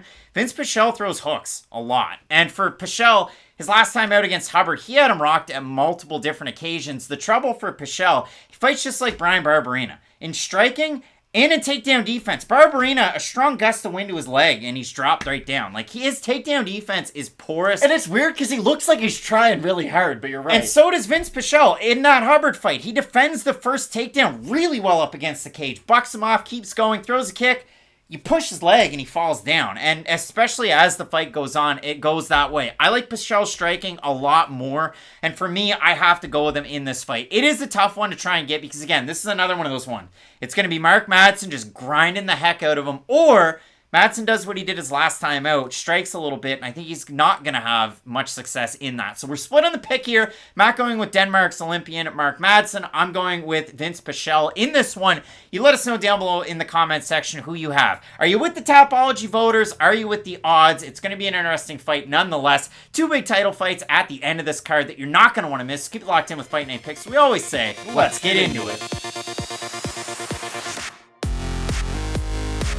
Coming up this weekend at welterweight, we have a man that had consecutive wins over Chick Magnet Punk and Sage Northcutt, taking on Team Alpha Male's own proper Mike Malott, representing Burlington, Ontario, Canada. He moved to go to school at Dalhousie. Boo! The Tigers suck. Go Reds! Go UNB! Let's go! But he went over to Dalhousie, became the head Muay Thai coach at Titans MMA. You know Titans. We know Titans. Gavin Tucker's gym. He was supposed to be on this card taking on Pat Sabatini, but that fight didn't happen. You can see how I get excited about East Coast MMA. But for Malott, really started his early beginnings as a professional mixed martial artist there. He had a fight against Hakeem Dawodu over with World Series. He has had bouts of inactivity. But realistically, if you look at it from Mike Malott, Matt, and you go over to the Team Alpha Male website, because we've seen him cornering some fighters. We saw the blurb before Dana White's Contender Series, but if you see the blurb on their website, it says for Mike Malott, he is the MMA, BJJ, and Muay Thai coach. What do you do when you see the bout sheet come across and you get that? Like, how do you handle that? The guy's a thrice coach over Team Alpha Male. Just decline and give the UFC the contract back. This guy must be a killer. This guy's wild! And for Mike Malott, obviously, the inactivity is a little bit of a concern. He had the loss to Hakeem Dawodu. That's his fifth to last fight. 7 years and 5 months ago. Hakeem Dawodu, like Steele over with World Series, just cutting through everybody. Just a very dependable buzzsaw. And then he takes on Danny Henry, and it did not go that well. But for Mike Malott, has that fight. Fights Thomas Danier over with Bellator 6 years and 6 months ago. Fights Craig Shintani 5 years and a month ago. Then a long period of inactivity. Goes to Team Alpha Male. He's a coach. He's in the room. Everybody talks about Mike Malott and how good of a striker and how good of a technician he is. So for Mike, Oddly enough, he fights with CFFC against Solomon Renfro, and on the commentary team, a former foe of Mickey Gall in Chick Magnet Punk. And Chick Magnet's talking about Mike Malott and how good his striking is and how good of a technician is. Mike Malott didn't look very good in that fight. No, until he did. I mean, he throws a straight shot, drops Renfro, just jumps to his back, no hooks. He's able to get the rear naked in, then he gets the hooks in, and then he's able to get the win over Renfro. But man, Mike Malott got rocked by combinations. Renfro kept crashing distance, and every time he did, made him pay. The best shot that Renfro had, he went 1, 2, 3 to the body, and then as Malott ducks to turn away, Renfro throws a left hook. It drops Malott, and then he gets back up, and Renfro continues to pour on the damage, lets off the gas a little bit. It's just one straight shot. Renfro drops down, and Malott's able to capitalize. And then over on Dana White's Contender Series this past year in 2021, he takes on Szymon Smatricki. He's able to get the win. Szymon Smatricki was very early on in his career, but Malott did look very, very good in that fight, dragging him down, getting the submission win. For Malott, though, again, we touched on it.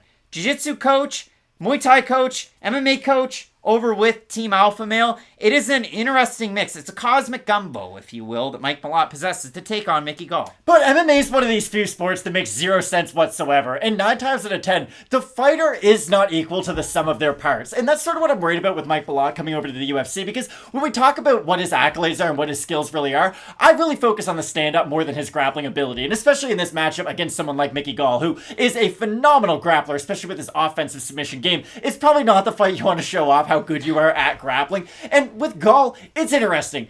I don't have a great read on Mickey Gall, and here's the great news. Nobody does. If anyone tells you they know exactly what Mickey Gall's going to do, they're a full-blown liar, and you should never listen to what they have to say. Because for Gall, he came into the UFC so green in his career that we didn't really know what we were going to get. He has a great personality. He called out CM Punk on the regional scene. It's a money grab. Let's see what we can do.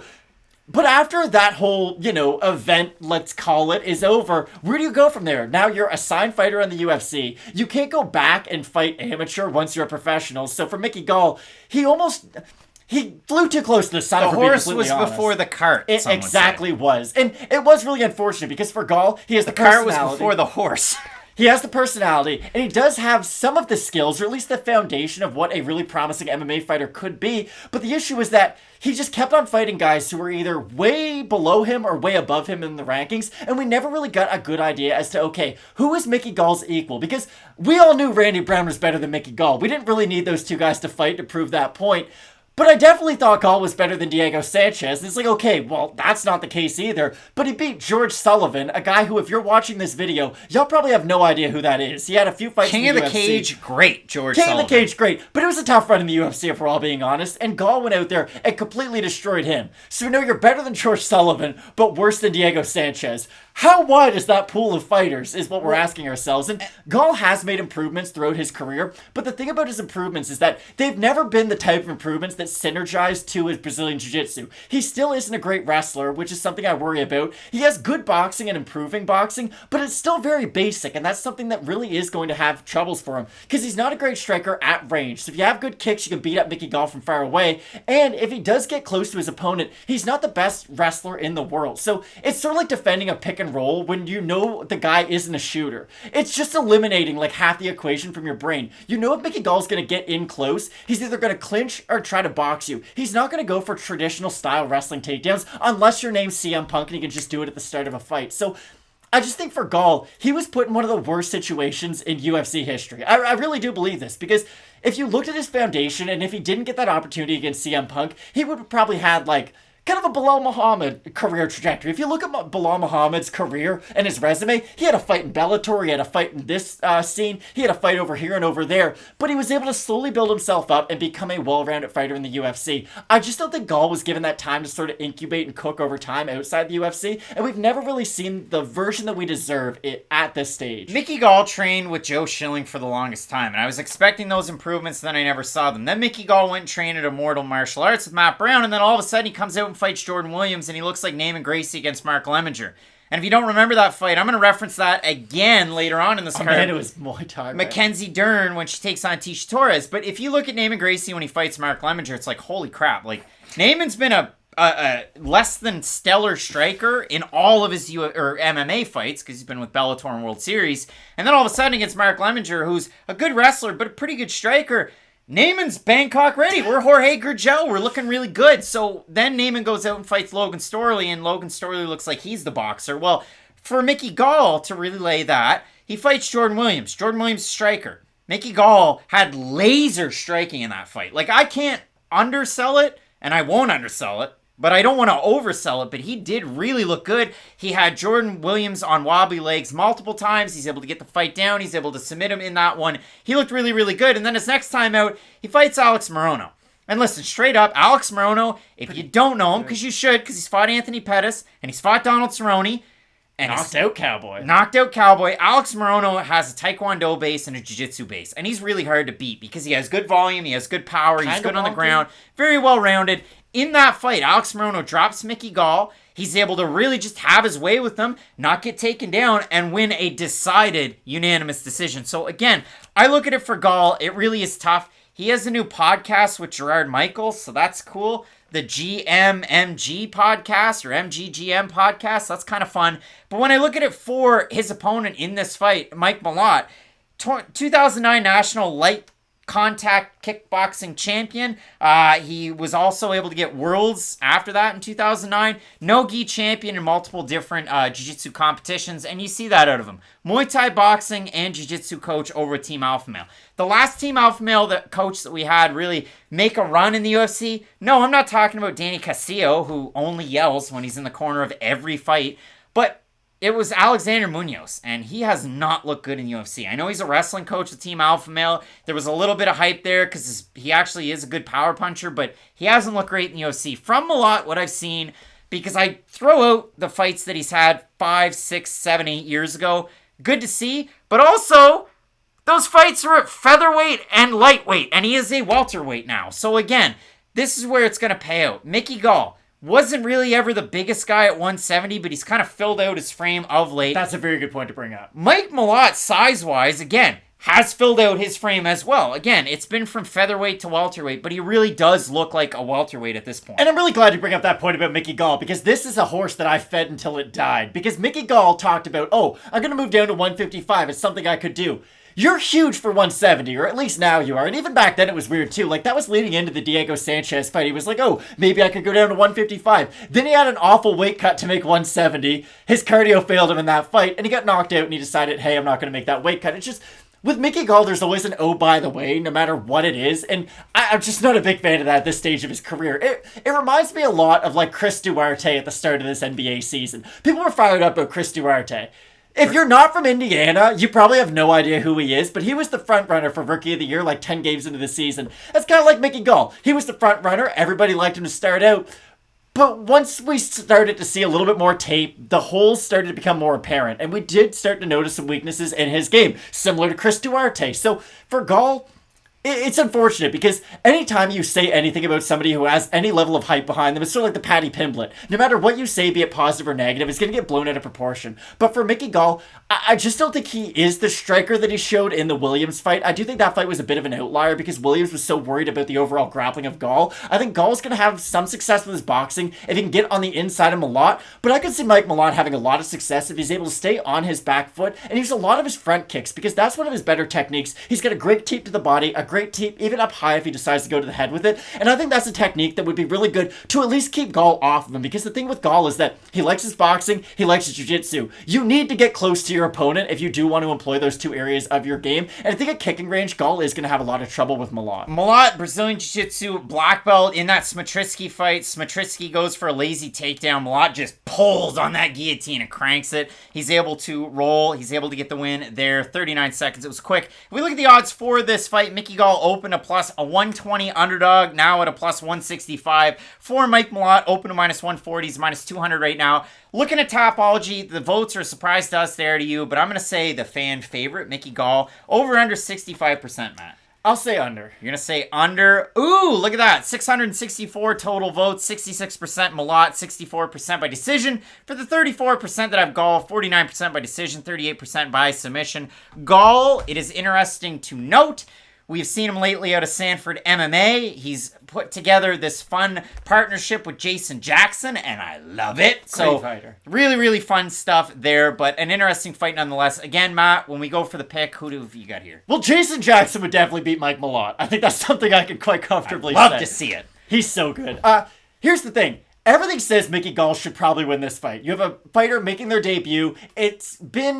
They haven't been all that active as of late. I think that's fair to say about Malott when we have to go, 7.5 years ago? Yeah, two fights really quick where he's come back into it, and he's looked good in the way that he's won. Exactly. But my big point is, especially with this fight, is how long will it take Gall to get it down to the mat? Because I know Malott has a black belt in jiu-jitsu. I don't think he's as good of a grappler as Mickey Gall. Mickey Gall was one of these guys he was a brown belt, but he was able to submit black belts in true jiu-jitsu competitions. So you can't always just look at their rank and determine, oh wow, this guy's a better grappler than that guy. I do think Mike Malott will have success on his back foot throughout the majority of the first half of this fight. But you had sort of brought it up. Malott does struggle when guys get on the inside of his kicking range and his punching range. He's really good at that sort of Goldilocks zone where it's not all the way on the outside, it's not all the way on the inside. It's just when he's able to dictate pace at the longer range. I think Gall's going to really struggle with that early on in the fight, but I do think that as the fight progresses, we can see Gall get closer and closer and closer.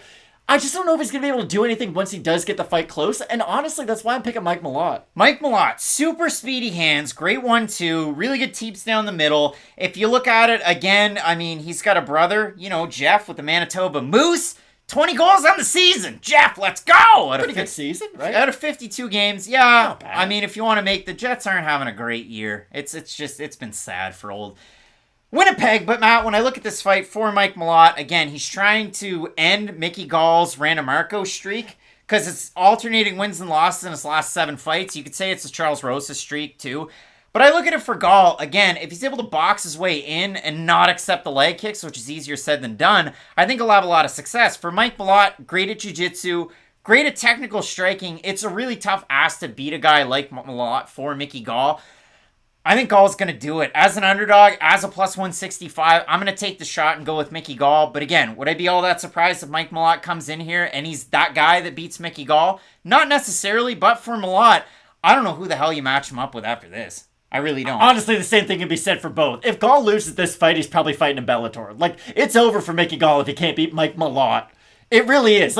Gall didn't have hype like a Khamzat or like a Shavkat Rakhmonov, where you look at them and you think, wow, they could be a future champion, they just haven't had those opportunities yet. He was more in that kind of money fight world, It was the entertainment that was really carrying him more than his skill set was early on.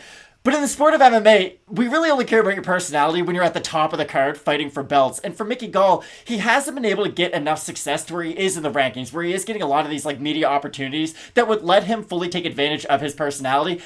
It's just been really unfortunate that Gall's had the career that he has, because I was a really big fan early on. And I really thought he was going to go on to do great things in the sport, but I do have Mike Malott this weekend. Tougher fight to call than most. Matt going with the Canadian Mike Malott out of Burlington, Ontario. I'm going with Mickey Gall representing New Jersey. Big time fight coming up this weekend. Let us know down below in the comment section who you have. We have 2 title fights up at the top that you're not going to want to miss. Keep it locked in with Fight Night Picks, and as we always say, let's get into it.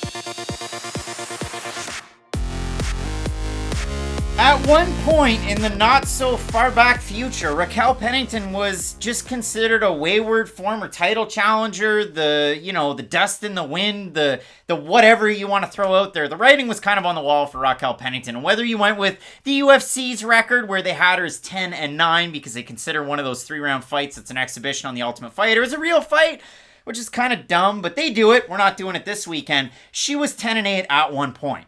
And now she's on a 3-fight win streak, and it's a tidy little win streak at that, with wins over some names that you might recognize in the rankings: Marion Renault, Penny Khamzat, and then finishing Macy Chasson her last time out. Raquel Pennington, giant career resurgence, 13-8, and she's only 33 years old in this division. Now, that last fight against Chasson, somewhat short notice. It was up at 145. Aspen Ladd was supposed to take on Macy Chasson at one point, but that fight never happened because Aspen Ladd weighed in at 137. So for Ladd, she's had some issues. She's come out on the other side. She fights at 145 against Norma Dumont and had historically low output until the 4th round. But how historically low was it, Craig? Well, I have the numbers. She went 3 of 17 for strikes in the first round. Is she Damian Maia fighting Tyron Woodley? That was a 17% clip. In the second round, she went 4 of 21. That's a 19% clip. In the third round, she went 9 of 34. That's a 26% clip. In the fourth round, she went 12 of 29. And then in the fifth round, she went 5 of 9.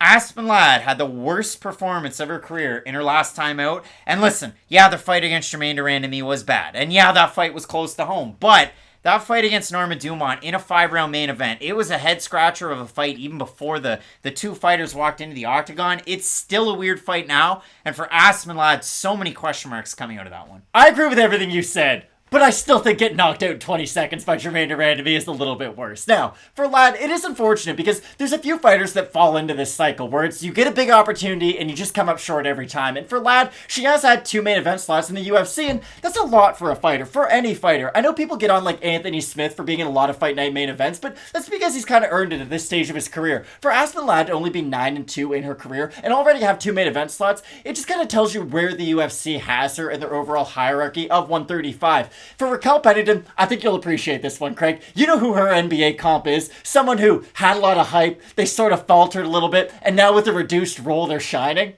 JaVale McGee! Any 6-man. Raquel Pennington, though, to me is like JaVale McGee. Every time you write them off, they're going to kind of show you something you never really thought that they had in them. But you do have to have realistic expectations of where Pennington is at this stage of her career. She's not someone who is going to go on a run and get back to a title shot. At least I don't believe that she will. But she's a phenomenal gatekeeper to that top 7 to 6 range. She's not somebody who you beat and you immediately get a title shot off of.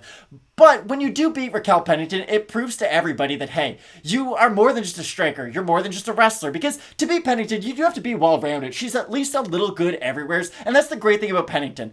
No matter who she's matched up against, there's always something that you can point to and think, hey, Pennington has at least this type of an advantage over her opponent. And even for this one, like Aspen Ladd, you bring it up. Is she a good striker? Not at all. She's a phenomenal grappler, though.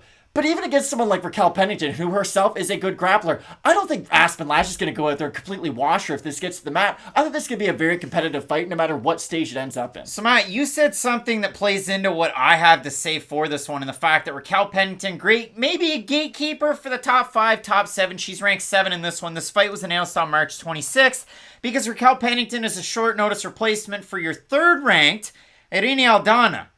Aspen Ladd's ranked 4th.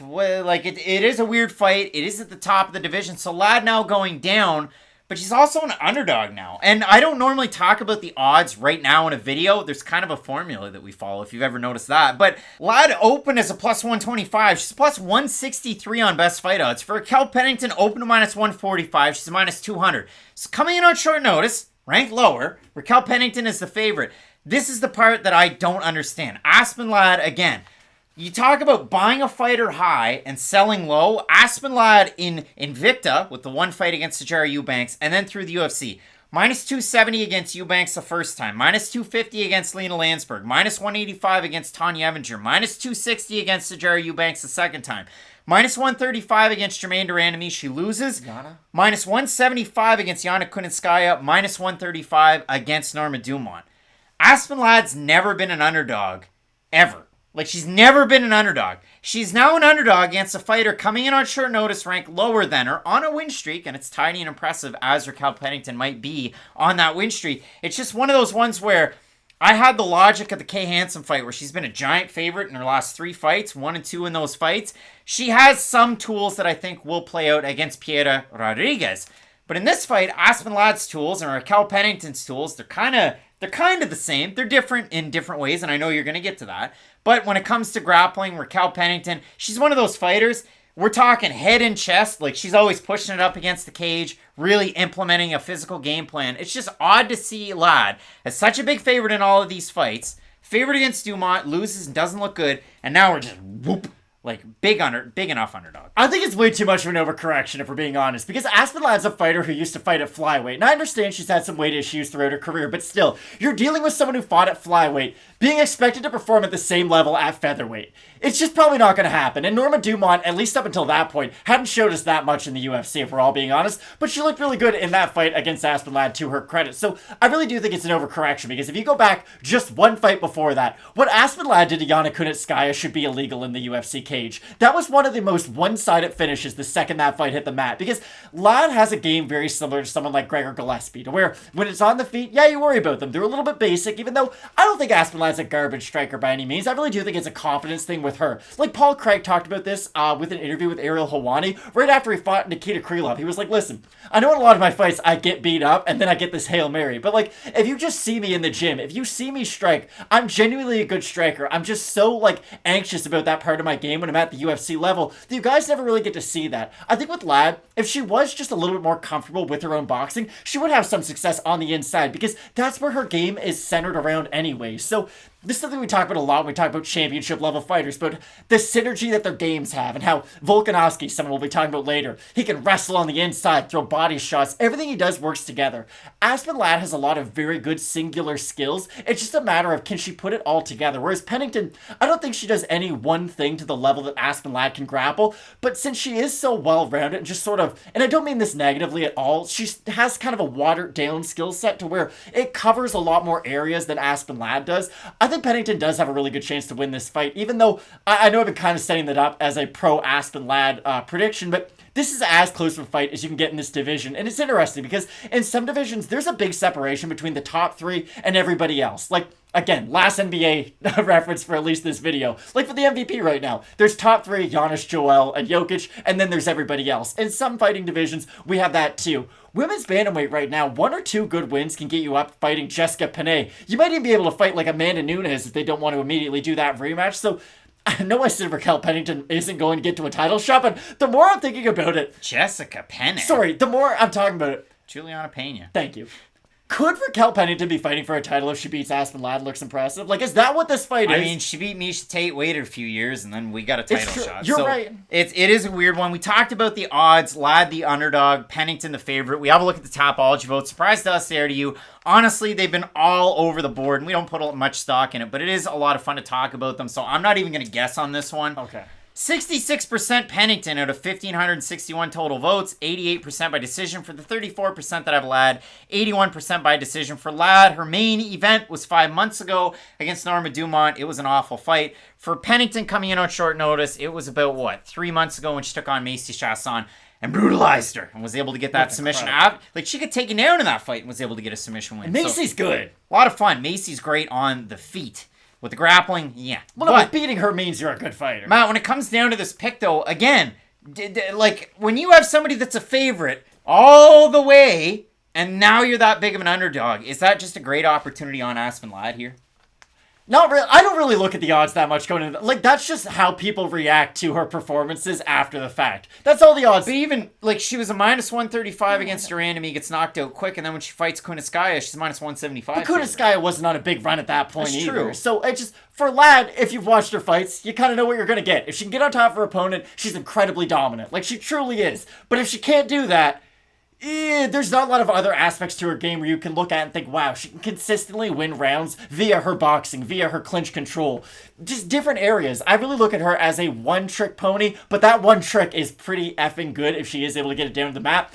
For those reasons, I'm going to pick Aspen Ladd. I do think if she is able to get that one takedown, especially early on in the fight, it's going to knock Pennington's cardio down to whatever level Aspen Ladd's is on, and it is going to get rid of some of the tools of Raquel Pennington. Yes, she's a good offensive grappler. She's not a great defensive grappler. Amanda Nunes took her down like 15 times in their fight, and Amanda's not a great wrestler. Like, that is probably the weakest part of her game. The other part about Pennington, too, that I don't love, she's had a lot of leg injuries in the past, and I do think it has hurt her ability to eat leg kicks. I know that's not something we talk about a lot, but going into the Amanda Nunes fight, she broke her leg. That's why she took so much time off. But ever since, she just doesn't react all that well when she does get hit to that leg. Just something to watch out for. Again, just because I say it doesn't mean it's true and it's going to be a big problem, but it's always something I've looked out for ever since that injury has occurred. So I'm going to pick Aspen Ladd, but like you said, on short notice, a fighter that a lot of people have kind of written off of this division, it's nice to see Raquel Pennington get her footing back and kind of become the fighter that she once was. This is a fight for question mark kicks if there ever were one on Saturday, because Ladd, again, it's not just been one instance of the weight issues, and for Raquel Pennington, she had that anomaly at 145 her last time out. It was on short notice. This one, it's billed as bantamweight. We'll see how it plays out. For Pennington, kind of walks people down like Sean Strickland. Like, that's kind of the way that she just kind of marches forward, gets into the clinch if she takes it down, or brutalizes you up against the fence. That's how she does it. Great opportunity for Pennington. I also have Ladd. Again, I like the underdog spot on her, and the fact that takes it down. It's very formulaic. We're going to get into position. We're really going to hammer down some blows. I like Aspen Ladd in this opportunity. Younger fighter, fresher fighter, and it was a fight that she was going to be taking against Irene Aldana, who definitely has very good boxing. So an interesting switch of opponent here, but both of us going with California's Aspen Ladd in this opportunity. You talk about it for the cardio. Raquel Pennington, she's been at altitude for a very long time. She does usually have that in her back pocket. So great opportunity for both of these fighters. We're deviating from the Tapology votes and from the odds, and we're going with Ladd. Who do you have in this fight and the rest of the fights on this big-time card? 2 title fights up at the top. You're not going to want to miss. Keep it locked in with Fight Night Picks, we always say. Let's get into it.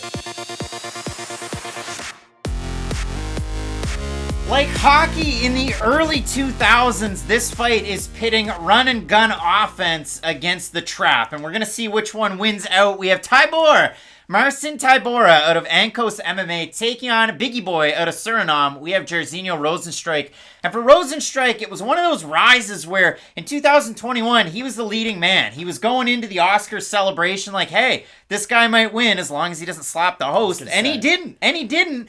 But for Rozenstruik, they were big-time wins that he was able to just rack up. And they just continued every single weekend, it seemed. I mean, whether it was Junior Albini, where it really kicked off, Alan Crowder, Andrei Arlovski, all first round, except for the Albini fight. That was in the second round. And then he goes out there against Alistair Overeem and gets his ass handed to him for 4.5 rounds, if not more. And then with 4 seconds left on the clock, he throws it up and it lands and he knocks out Alistair Overeem. So really, Rozenstruik was the leading man in 2019. 2020 was Kevin Holland, and so on and so forth. But if you look at it, he then goes out there and fights windmill punches Francis Ngannou, and he gets knocked out quickly. He beats Junior Dos Santos. That's a good win. I know it was late in Junior's, UFC run, but still. He goes out there against Cyril Gahn, and he was a little bit shy to use his weapons, and Gahn did a great job of crashing the distance, not giving him the separation, and able to get the win there. But if you look at that one, it was a 5-round main event. He goes out, he takes on Augusto Sakai, another main event, knocks him out at the end of the first round. Then he fights Curtis Blades on the main card of UFC 266, Volkanovski versus Ortega, and he loses that fight. He gets taken down 3 times. And for Rozenstruik, you might think, listen, the guy is a pure kickboxer. We know this. And he has no takedown defense. That's not entirely true. He has decent takedown defense, but against those upper echelon guys, he's getting taken down. We're going to find out this weekend if Marcin Tybura is an upper echelon guy with the takedowns, because for Tybura, his last time out against Alexander Volkov, he looked like if you left a can of 7-Up on the counter open for a week. That's what he looked like. Very, very flat. Neither guy looked good in that fight, though, if we're telling the complete story. Volkov looked awful, too. It's just Tybura never really got out of first gear. That was the surprising thing, because for Marcin Tybura, and I know against Volkov this is a tough game plan to follow, but what does Marcin Tybura normally do? Gets his ass beat for 5 minutes, comes in the second round, gets on top of his opponent, and then beats them. There normally has to be a point in his fights where he weathers a storm. And against someone like Jairzinho Rozenstruik, that's a tough kind of game plan to go out there with, because Rozenstruik's really unique. Have you watched the TV show Jessica Jones? Yeah. It's good. Okay, Jairzinho to me is kind of like Jessica Jones. He has all these powers, but he has no idea how to use them. He never does what you want him to do, because Jairzinho, the second he takes a step forward, he's like Thanos. Nobody can withstand what he has. He has head kicks for a heavyweight. He's this level of athlete that you do not expect for him being 6'2" and weighing close to 260 pounds. He's got that, and I can't believe I'm about to forget his name. Javi Ayala, thank you. He's got that Javi Ayala-ness to his game where you're like, wow, he could throw jumping head kicks off his left leg. This guy's athletic, but he's like 250, 260? You don't expect it whatsoever. But that's the really frustrating thing about Rozenstruik. We only see those glimpses in his fights for about 30 seconds, and then he either wins by knockout, or he'll just kind of stay in first gear himself, and we never really see the progression of his game. And the Augusto Sakai fight's kind of the perfect example, because Sakai, listen, he not the guy we thought he was. But still, their fight, neither guy's doing anything. They're both kind of looking in a mirror. And then with 30 seconds left in the first round, Rozenstruik decides, okay, I can move forward and throw strikes. And what happens the second he does that? Knocks Sakai out, and it's a beautiful knockout, too. So for Rozenstruik, it's just really frustrating, because you know that when he is dedicated to his striking, when he's willing to get into a bit of an ugly fight to then, let his own striking kind of show off, then he is a really good fighter. It's just almost the mental block of, okay, I have to let my hands go. I have to let my kicks go. Because if he does just stand in a mirror against someone like Marcin Tybura, that's when Tybura will be able to sort of slowly walk his way into range, get into the clinch, go for the takedown, and use his great grappling, be it with his submissions or with his ground and pound. Because for as big of an advantage that I think Rozenstruik has in the feet in this fight, I think Tybura has a much bigger advantage if this fight does hit the mat. To me, like, was it a surprise that Blades couldn't finish Rozenstruik on the ground? You know, when you compare Blades to Marcin Tybura? I'm only going to say no because here's the thing. Curtis Blades has only really been a finisher in 2 fights in the UFC. Against Rozenstruik, that was just a weird fight because like you said, it does kind of show off how good Rozenstruik's takedown defense is because he's able to defend a few of those attempts from the much bigger Curtis Blades. But for Rozenstruik, that was just a weird fight because there was a lot of like, hey, you're really strong but can't get the takedown, and I'm really strong but I'm good at digging double underhooks. So that was just an odd fight, but it was a frustrating fight because it showed Rozenstruik's inability to create separation after the takedown attempt. So you look at this one, Marcin Tybura, and I'll throw it up there from Instagram. He's training with like strongmen and actual guys at Ankos, but look at the guy that's next to him in the picture there. Like, the guy is massive. And then if you look at it for Rozenstruik back in American Top Team, he has his original coach with him, Michael Babb, so I want to make mention of that. He's got Marcelo Gome there to train with and King Mo in one of the pictures that's there. And if you look at it, I mean, you know, for Rozenstruik, he's had a couple of those fights where it's like, you know what? I've got that Aaron Rodgers in me in 2015. I can throw that Hail Mary and I can really land it. And then he has points where we're just fighting in a mirror and we're not really doing a whole heck of a lot. It's so strange. So it is. You look at the odds for this one. Rozenstruik is the favorite. Open a minus 130. He's roughly a minus 135 or thereabouts. For Tybura, open plus 110. He's at a plus 130 or thereabouts. We have a look at the Tapology votes. Surprise to us there to you. I'm going to say over under 67.5% Rozenstruik. I think Tybura will be the favorite. No. 1,747 total votes, 72% Rozenstruik, 85% by knockout. For the 28% that have Tybura, 60% by decision. You get 23% by knockout, the rest and change by submission. So Matt, with the pick for this one, again, we've seen Tybura. Let's pick off that win streak that he had. Max Grecian, Ben Rothwell, no longer with the UFC. The win over Greg Hardy, the win over Walt Harris, and then the loss to Volkov where it was just flat pop on the counter.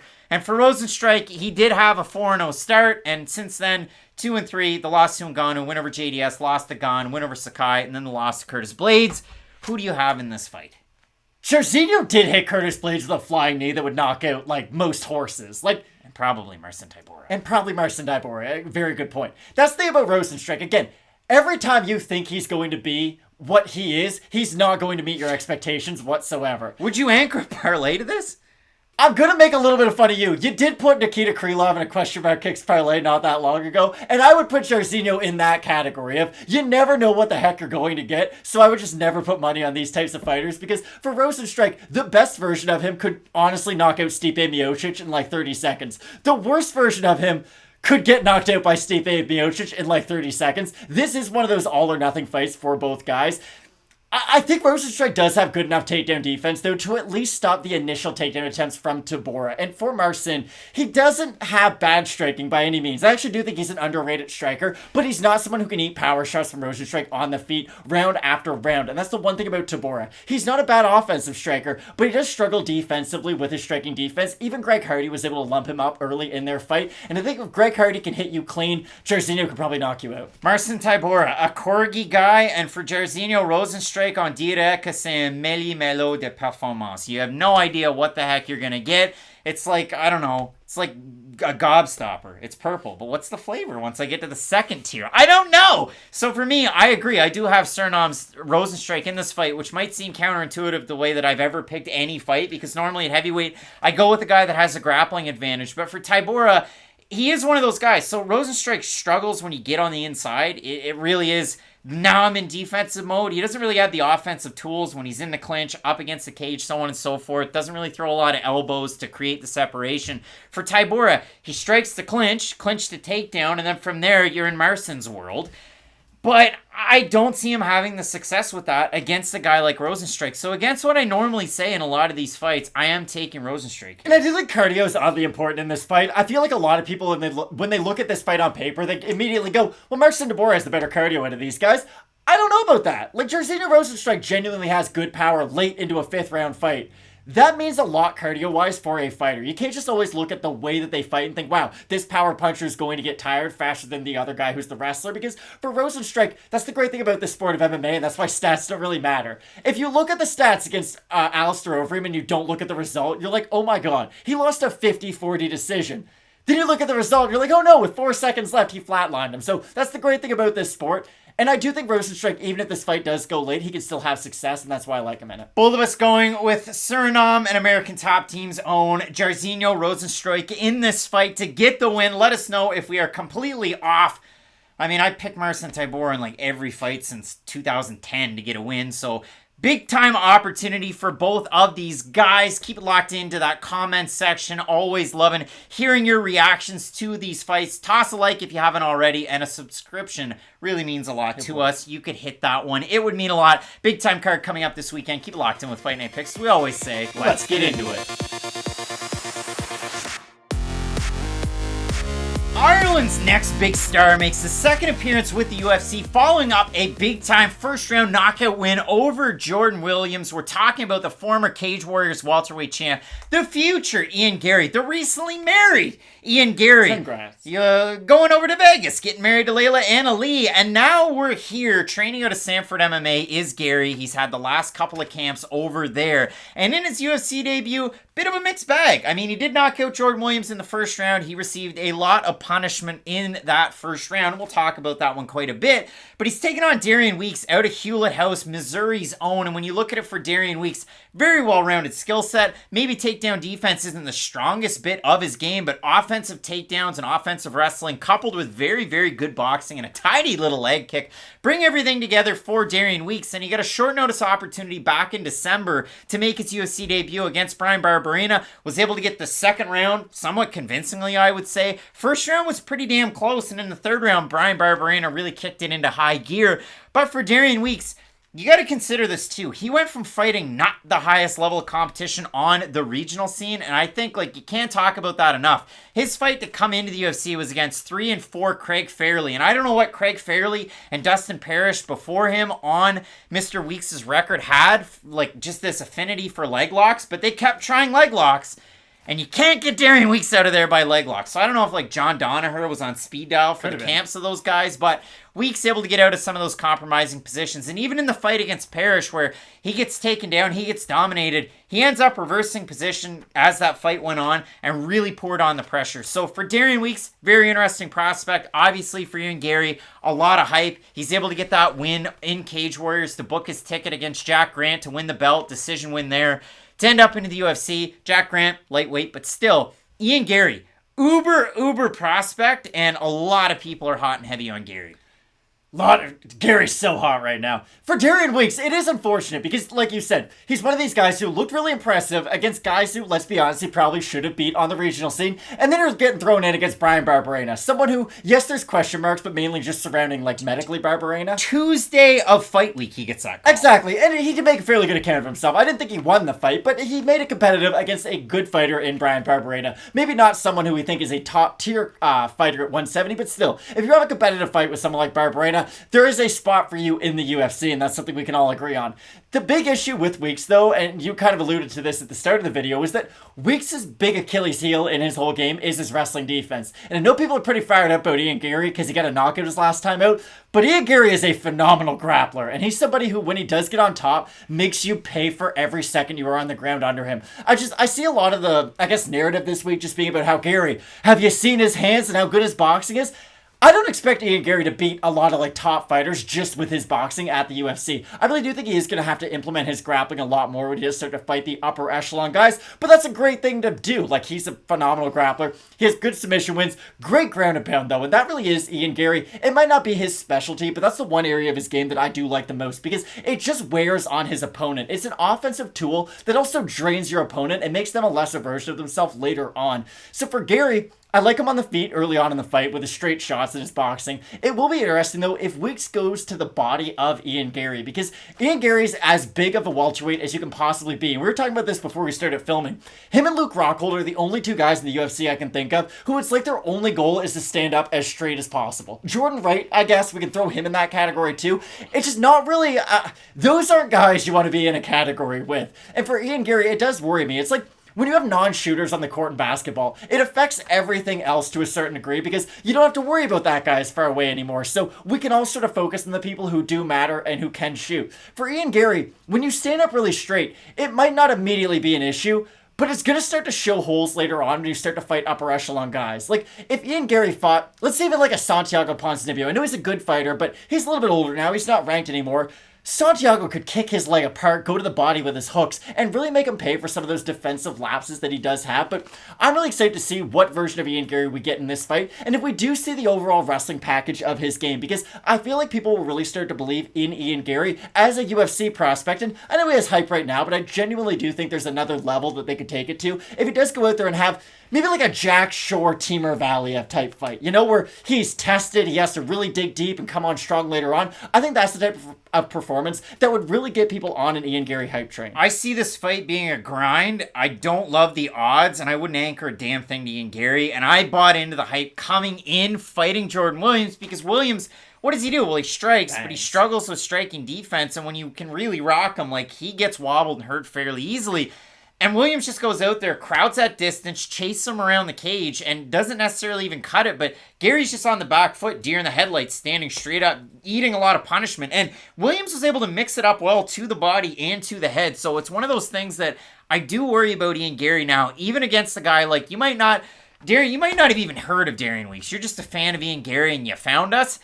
I'm not as sold on Ian Gary. Now again, Gary started boxing at the age of 10. He's a judo black belt. We see these things implemented in his game plan. So, again, he does have a great basis. He has moved his camp over to Sanford MMA, training with Jason Jackson. Again, you see Mickey Gall over there. We already touched on it. Yaroslav Amosov fighting for his country, pulling belts out of burning buildings. Like, that's kind of crazy. But Amosov, another guy that, while he was at Sanford, you would have gotten an opportunity to train with him as well. So, think how much better that would make you, too, training with a guy like Amosov. Like, he's good on the feet. He never gets tired, and he's a great wrestler. Kind of the perfect guy to train with every day. Wild stuff. So, Matt, we look at this fight, and for Ian Gary, he, again, a giant favorite. Open to minus 185. He's a minus 360. For Darian Weeks, open to plus 155. He's a plus 280. If we have a look at the Tapology votes, and they're a surprise to us, they're to you, Matt. I'm going to say 90% Ian Gary, over-under. I'll say over. You're going to say over? Ooh, just over. Look at that. 1,758 total votes, 92% Gary, 75% by knockout for the 8% that have Weeks, 52% by knockout. Matt,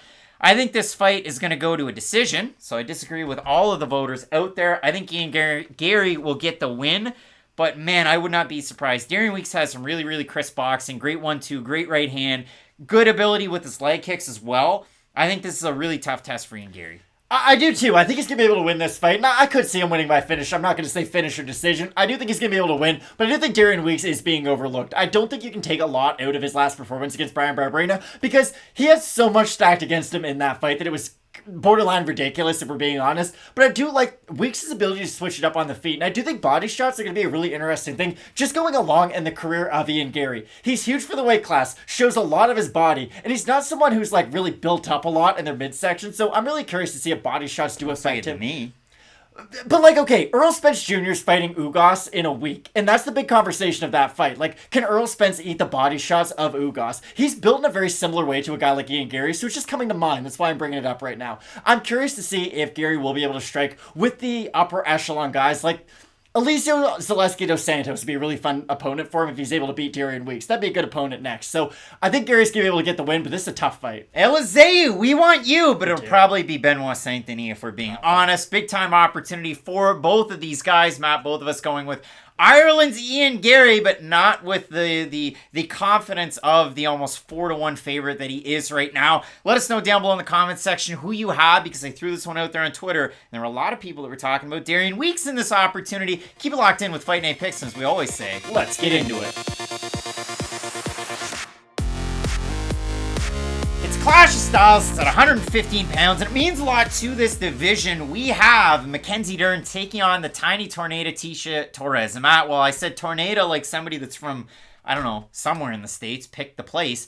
If I look at Tecia Torres, she went on a 4-fight losing streak a while ago. And I'm going to list off the names in that losing streak. Jessica Andrade, former champ. Joanna Jędrzejczyk, former champ. Weili Zhang, former champ. Marina Rodriguez, future champ.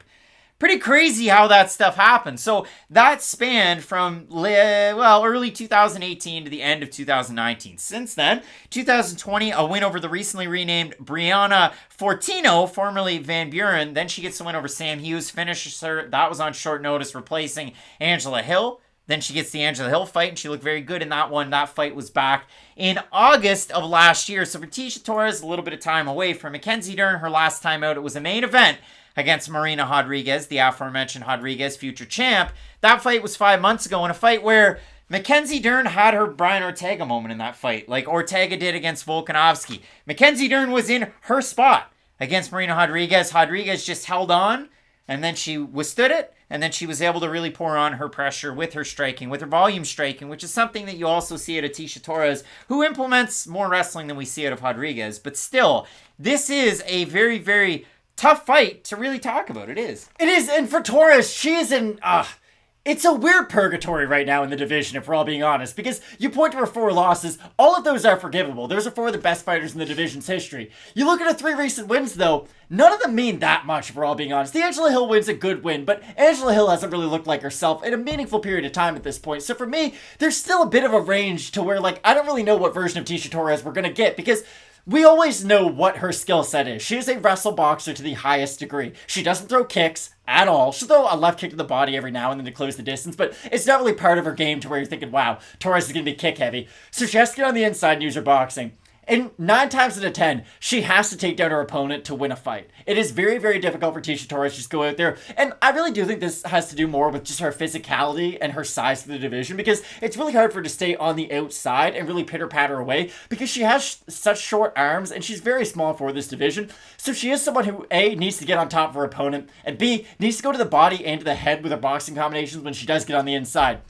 That's a very, very risky game plan when you're fighting someone like Mackenzie Dern, who, yes, she struggled at range a lot with Marina Rodriguez in that fight, but that's the big difference between Tecia Torres and a striker like Rodriguez, who can hit you from basically across the cage. She's so long in this division, whereas Torres is really going to have to close the distance much more to really be effective with her strikes. And for Dern, like you said, honestly, that fight, I don't look at as a huge negative for Mackenzie Dern. I just think Marina Rodriguez is that good of a fighter to where she can stay patient in bad positions, similar to Montel Jackson. I give him a lot of credit for that. Montel Jackson's one of the few guys who can go from being in a rear naked choke to having a Kevin Holland expression on his face where he's like, okay, I'm not tapping out, to immediately dropping and hurting his opponent right after. I really liked what I saw out of Rodriguez in that performance, because it just showed a certain level of professionalism that we had yet to see up until that point. So for Dern, yes, she really struggled at least getting the takedown after that point, but that's the weird thing about Dern. Is she better grappling than Tecia Torres? Without a doubt. They're, again, not even in the same planets, but she lacks the wrestling to get this fight to where she wants it. So for Dern, I think she's going to have success on the feet in this fight, but that's going to be a hard ask against Torres, who's so fast with her combos. The thing that, it's weird, because I just disagree on one point. When Tecia Torres took on Brianna Van Buren, it was Van Buren initiating the takedowns, and it was Torres having success on the feet, but Van Buren, not much of a striker, it is primarily wrestling, whereas Torres can mix it up enough to where she is a much more polished striker when she takes on just a wrestler, but when she takes on a good striker, she then can wrestle, and you saw that out of her performance after that. And then in the Angela Hill fight, Hill was able to get a couple takedowns, Torres was able to get one, and it all came out in the wash at the end of it. Torres able to get the win. Mackenzie Dern, numerically, very poor takedown defense, but you know exactly why. It's not like Damian Maia had the best takedown defense either. We're out there to try and submit you, and if you try and take me down, I will then try and submit you. We saw that out of even Mike Malott in his last fight on Dana White's Contender Series, who's also on this card. You should go check out that video. He's taking on Mickey Gall. But again, we look at this one for Torres. Her losses are to the upper echelon, and then you can also say, okay, well, she lost to Rose Namajunas a while back. Well, future champ or former champ. She also lost to Carlos Esparza in The Ultimate Fighter, who then went on to win that season and become the champion. So Tecia Torres really has only lost to the upper echelon of competition. During the 2 losses in the UFC, one to Amanda Ribas, where It did not go well. And then the fight, which was a fight of the night against Marina Rodriguez, performance bonuses against Hannah Cyphers, Randa Marcos, and Nina Nunes. And in that Nina Nunes fight, I said I would mention it. Mackenzie Dern looked like a reinvented fighter. It was like, this is striking Mackenzie Dern now? Oh my goodness. She looked great against a good striker, Nunes, who had the long layoff, was coming off the pregnancy, and so on and so forth. So some extenuating circumstances there, but nonetheless, we have a look at the odds for this one. They opened at par. Dern, slight favorite, -120. Torres, slight underdog. We'll call it a -105. Let's have a look at the Tapology vote. Surprised to us, they are to you. I'm going to say over-under heavily skewed to Dern, but I'll say 67.5% Dern over-under. I think it'll be over. You think it's going to be over? It is over. 1,790 total votes, 70% Dern, 62% by decision for the 30% that have Torres, 88% by decision, Matt. It would seem so that would be the way that Tisha Torres would win a fight against Mackenzie Dern. What do you say? So Mackenzie Dern is one of these classic fighters who really has to rely on her opponent to make a mistake, and then she has the ultimate ability to capitalize. Because when you're as good as Mackenzie Dern is at jiu-jitsu, it's basically like having Francis Ngannou knockout power. It's just, you have to use it in a very different way. You have the ability to end the fight just like that. And that's a really, really powerful thing to have when you're in an MMA cage, especially at the strawweight division. But this is the problem. Tisha Torres doesn't make a lot of mistakes. She basically makes none. And that's the thing about Torres. When she loses fights, it's because she's so overmatched on the feet 9 times out of 10 that she can't fire anything back on her opponent. Go back to the Wei Li fight, go back to the Joanna fight. It's really just her on the receiving end of a lot of combinations. And then physically, because she is a lot smaller than those women, she doesn't have any tools to then get on the inside. And Wei Li and Joanna, don't know if you guys know this, have phenomenal takedown defense. So when she was able to get on the inside, she wasn't able to have a lot of success there. Those are all very fundamental skills, though, and those are what Tisha Torres excel at. She's kind of like Tim Duncan, the big fundamental. And for those reasons, I do think Torres is going to be able to beat Mackenzie Dern. I don't think it's going to be pretty by any means, but I think she's the steadier fighter on the feet. And her output numbers are absurd at this division. I know, numbers, like we just brought it up, you can't put a lot into them, but Torres truly does have phenomenal cardio, and she's someone who constantly throws punches when she is on the feet. So unless Dern's able to hit her with a big shot and get her down that way, or immediately get like a wonky takedown from a heel hook attempt or something and end up on top from that, I do like Tisha Torres in this matchup. Mackenzie Dern went 0-5 on takedown attempts against Vina Jandiroba. She was able to outstrike her. I thought Vina won the fight, but regardless of how that fight went, Matt, it's the fact that they went strike for strike and Dern wasn't able to get the takedown against a good grappler. Vina was able to get her own takedown and the fight went as the fight went. And for some reason, Vina Jandiroba is a picture on Ariel Helwani's set on the MMA Hour. Because if she came out to Island Boys, the song, he said he would permanently put the person's face behind him. Sean Brady was originally going to do it, but Vina fought before he did, so she took it. Do you think we can have a poll like that? All right, if Tisha Torres walks out to the wreck of the Edmund Fitzgerald...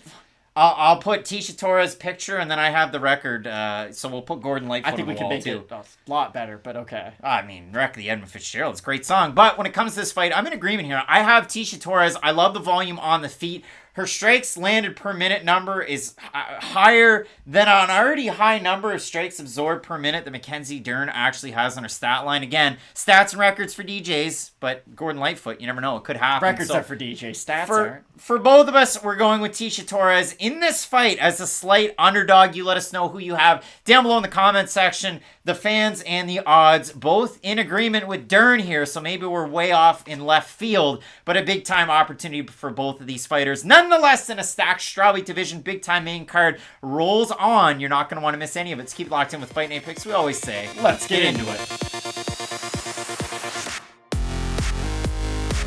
Absolute banger. Coming up this weekend, we have the former title challenger. He rocked the champ, and we don't really see that very often. It is Gilbert Durinho Burns representing Sanford MMA. Is Kamaru Usman giving him some tips for this fight? He is. All dominance, guys. We have Khamzat Chimaev Boers making the return. This guy is the most dominant fighter that we currently have on the UFC's roster. Nobody has even given him an ounce of an issue, whether that be John Phillips, whether that be Gerald Mearshart, whether that be Li Jingliang, any stop in between. Reese McKee. It hasn't really, well, see how I didn't mention Reese McKee because there wasn't a shred of an issue in that fight. But for Khamzat Chimaev, whether at 185 or at 170, I've never seen this dominant of a fighter make this big of a leap in competition and just continue to have success. There's only one other guy I can think of. Justin Willis went from fighting Chase Sherman to Mark Hunt. I know that's a weird one, but you just said that and made me think of it. So that's the only other one I can think of, but you're 100% right. Big, pretty go home. But in this instance, for Chimaev, he's been cross-training. He's been working out in the States. He's been working out at All-Stars. He's had this weird budding bromance with Darren Till where Khamzat's ways of wrestling have hopefully rubbed off on Darren Till, and Darren Till's accent has rubbed off on Khamzat Chimaev. So it's an interesting fight, especially for the Florida crowd. And we've seen Gilbert Burns fight in Florida before. We've seen him make the trip from the Miami adjacent area, over with Sanford up to Jacksonville in some fights. So for Burns, again, this is the craziest thing. He's a giant underdog. We all know this. You didn't come here not knowing that to watch this video. And if you didn't, he is. He's only lost 4 times. Once against Kamaru Usman. Once way back against Dan Hooker in 2018 where, listen, the weight cut wasn't going all that good, but he did lose that fight. He also lost to Michel Prazeres, the biggest guy ever, old tractor. And he lost to Rashid Magomedov as well. Decision, or he got decision by Prazeres, finish by Hooker, and then the finish by Kamaru Usman. Prazeres means way more in my MMA mind than I think anybody out there realizes. Prazeres out-wrestled Gilbert Burns, completely out-grappled him in their fight. These are known facts, you can go back and watch it. Gilbert Burns is one of the best grapplers in the world. These are another thing that is a proven fact we can all agree to. That's why it's kind of wild to me that Shavkat Rakhmonov was able to submit Prazeres and do it kind of easily. Like, this is why Prazeres, in my mind, means so much, because he was able to out-grapple a guy who I believe is one of the best grapplers in the UFC, but he also got submitted by a guy who I think is one of the brightest prospects, so that's why I have a lot of stock in Shavkat. Fill in the gaps there. Prazeres, the long USADA suspension, then the suspension after the Rakhmonov fight. Let me finish my story quick. 2 feet shorter. I understand. I'm just saying, for the sake of bringing up Prazeres, he means a lot more in my mind than I think people realize. But that's the fight that I kept on going back to when I was trying to figure out what fights Gilbert Burns has had in his career that could help get him ready for the Chimaev fight. Because I feel like a lot of people look at this fight and think, wow, he fought Usman, that should get him ready for Chimaev. Not really, though, because Usman's a very interesting case. He has this, like, Hall of Fame grade wrestling in his back pocket, but at least as of late, he has been a boxer in the majority of his fights. And I know the boxing gets opened up because the threat of the wrestling, and like, Usman's not genuinely a great boxer. He would not beat boxers in boxing. But because he's such a dominant wrestler, it opens up that part of his game. Chimaev's, not that he's the opposite side of that, but he relies on his wrestling a lot more. He can box and he can strike. Go back to the Gerald Meerschaert fight. Like, Gerald Meerschaert's got a really good chin. Thiago Santos hit him with a lot of shots before he knocked him out. Mahmoud Muradov, who is one of the scariest men to be in the UFC octagon, hit him with overhand after overhand, and Gerald Meerschaert, like an old leather boot, just somehow able to withstand all that. Khamzat put him down with one shot, and that's the type of power he has. But when I go back and look at that Prazeres fight and the way he was able to control Burns on the ground, I do think that there's a world where Khamzat can just rinse and repeat, use his size, use his physicality, and not out-grapple Gilbert Burns per se. You know what I mean? Because that would say he's going to pass his guard and, like, really start to stunt on a guy who's truly one of the best grapplers in the UFC. I just think the size and the strength of Khamzat is at least going to make their grappling equal. Because that's the thing you got to go back to. Gilbert Burns was a lightweight. And I know the weight cut was tough for him. It was well documented how tough it was for him. But he didn't miss weight. And that is kind of another big thing. Like, if he had missed weight 17 times at lightweight, then okay, it makes sense. But him at 170, he's not a big guy. He does use his speed quite a bit at this weight class, and I do think that is going to pay off, because again, if Khamzat has any negatives to his game, he's not the fastest striker in the world because of his size. So there's some gives and some takes with Khamzat's game. It's going to be really interesting to see what happens to Khamzat if Gilbert can crack him early, like he was able to do Usman, because I think a lot of people look at this fight and think, okay, on the feet, Khamzat, he's big, he's got power, he can beat Gilbert on the feet, but oh, what if Gilbert gets to the mat? Then it'll be the opposite. I think it's the other way around. I think Gilbert Burns is the much more dynamic fighter on the feet. He has kicks, he has much better variety even with his punches, but on the ground, I just think the physicality of Chimaev is going to be able to stifle whatever offense Burns tries to get off his back. When you look at it for Chimaev, he has that Swedish national championship wrestling pedigree in his back pocket. Obviously, we all saw back late in 2021 that weird Jack Hermanson wrestling match, because it was fun, but if you do look at it, where does Jack Hermanson's bread get buttered? I mean, really, Chimaev was able to overtake him in that. Does it mean a lot? No, but it is interesting to see it nonetheless as an added piece of information that you can take. And then relay it to this fight. And I look at Gilbert Burns and I look at some of the marquee wins, and I think the UFC's pumping this one quite a bit. It's that Mike Davis submission at 155, which Mike Davis, wish he fought every other weekend. Remember his fight with Mason Jones? That was a lot of fun. Remember his fight against Thomas Gifford? That wasn't fun for Gifford. But a big win for Gilbert Burns there. Then he moves up to 170, fights Aleksei Kunchenko, who had defenses, or good enough offensive wrestling with M1 Is Global. Kunchenko a poor man, Chimaev? No, not really. Kunchenko was just bad in the UFC, but Fair. Burns grinds it out, gets the win there. He beats Gunnar Nelson, and he looked really good in that fight. He looked great against Demian Maia with the striking, the Patrick Waugh, like we're putting our hands up, and then he just, hammers away. He beats Tyron Woodley. Complete performance. He did look very good in that fight. Everything. And then against Usman, he looked good at the start, and then the wheels started to fall off. It was a hot start like Aljamain Sterling against Petr Yan.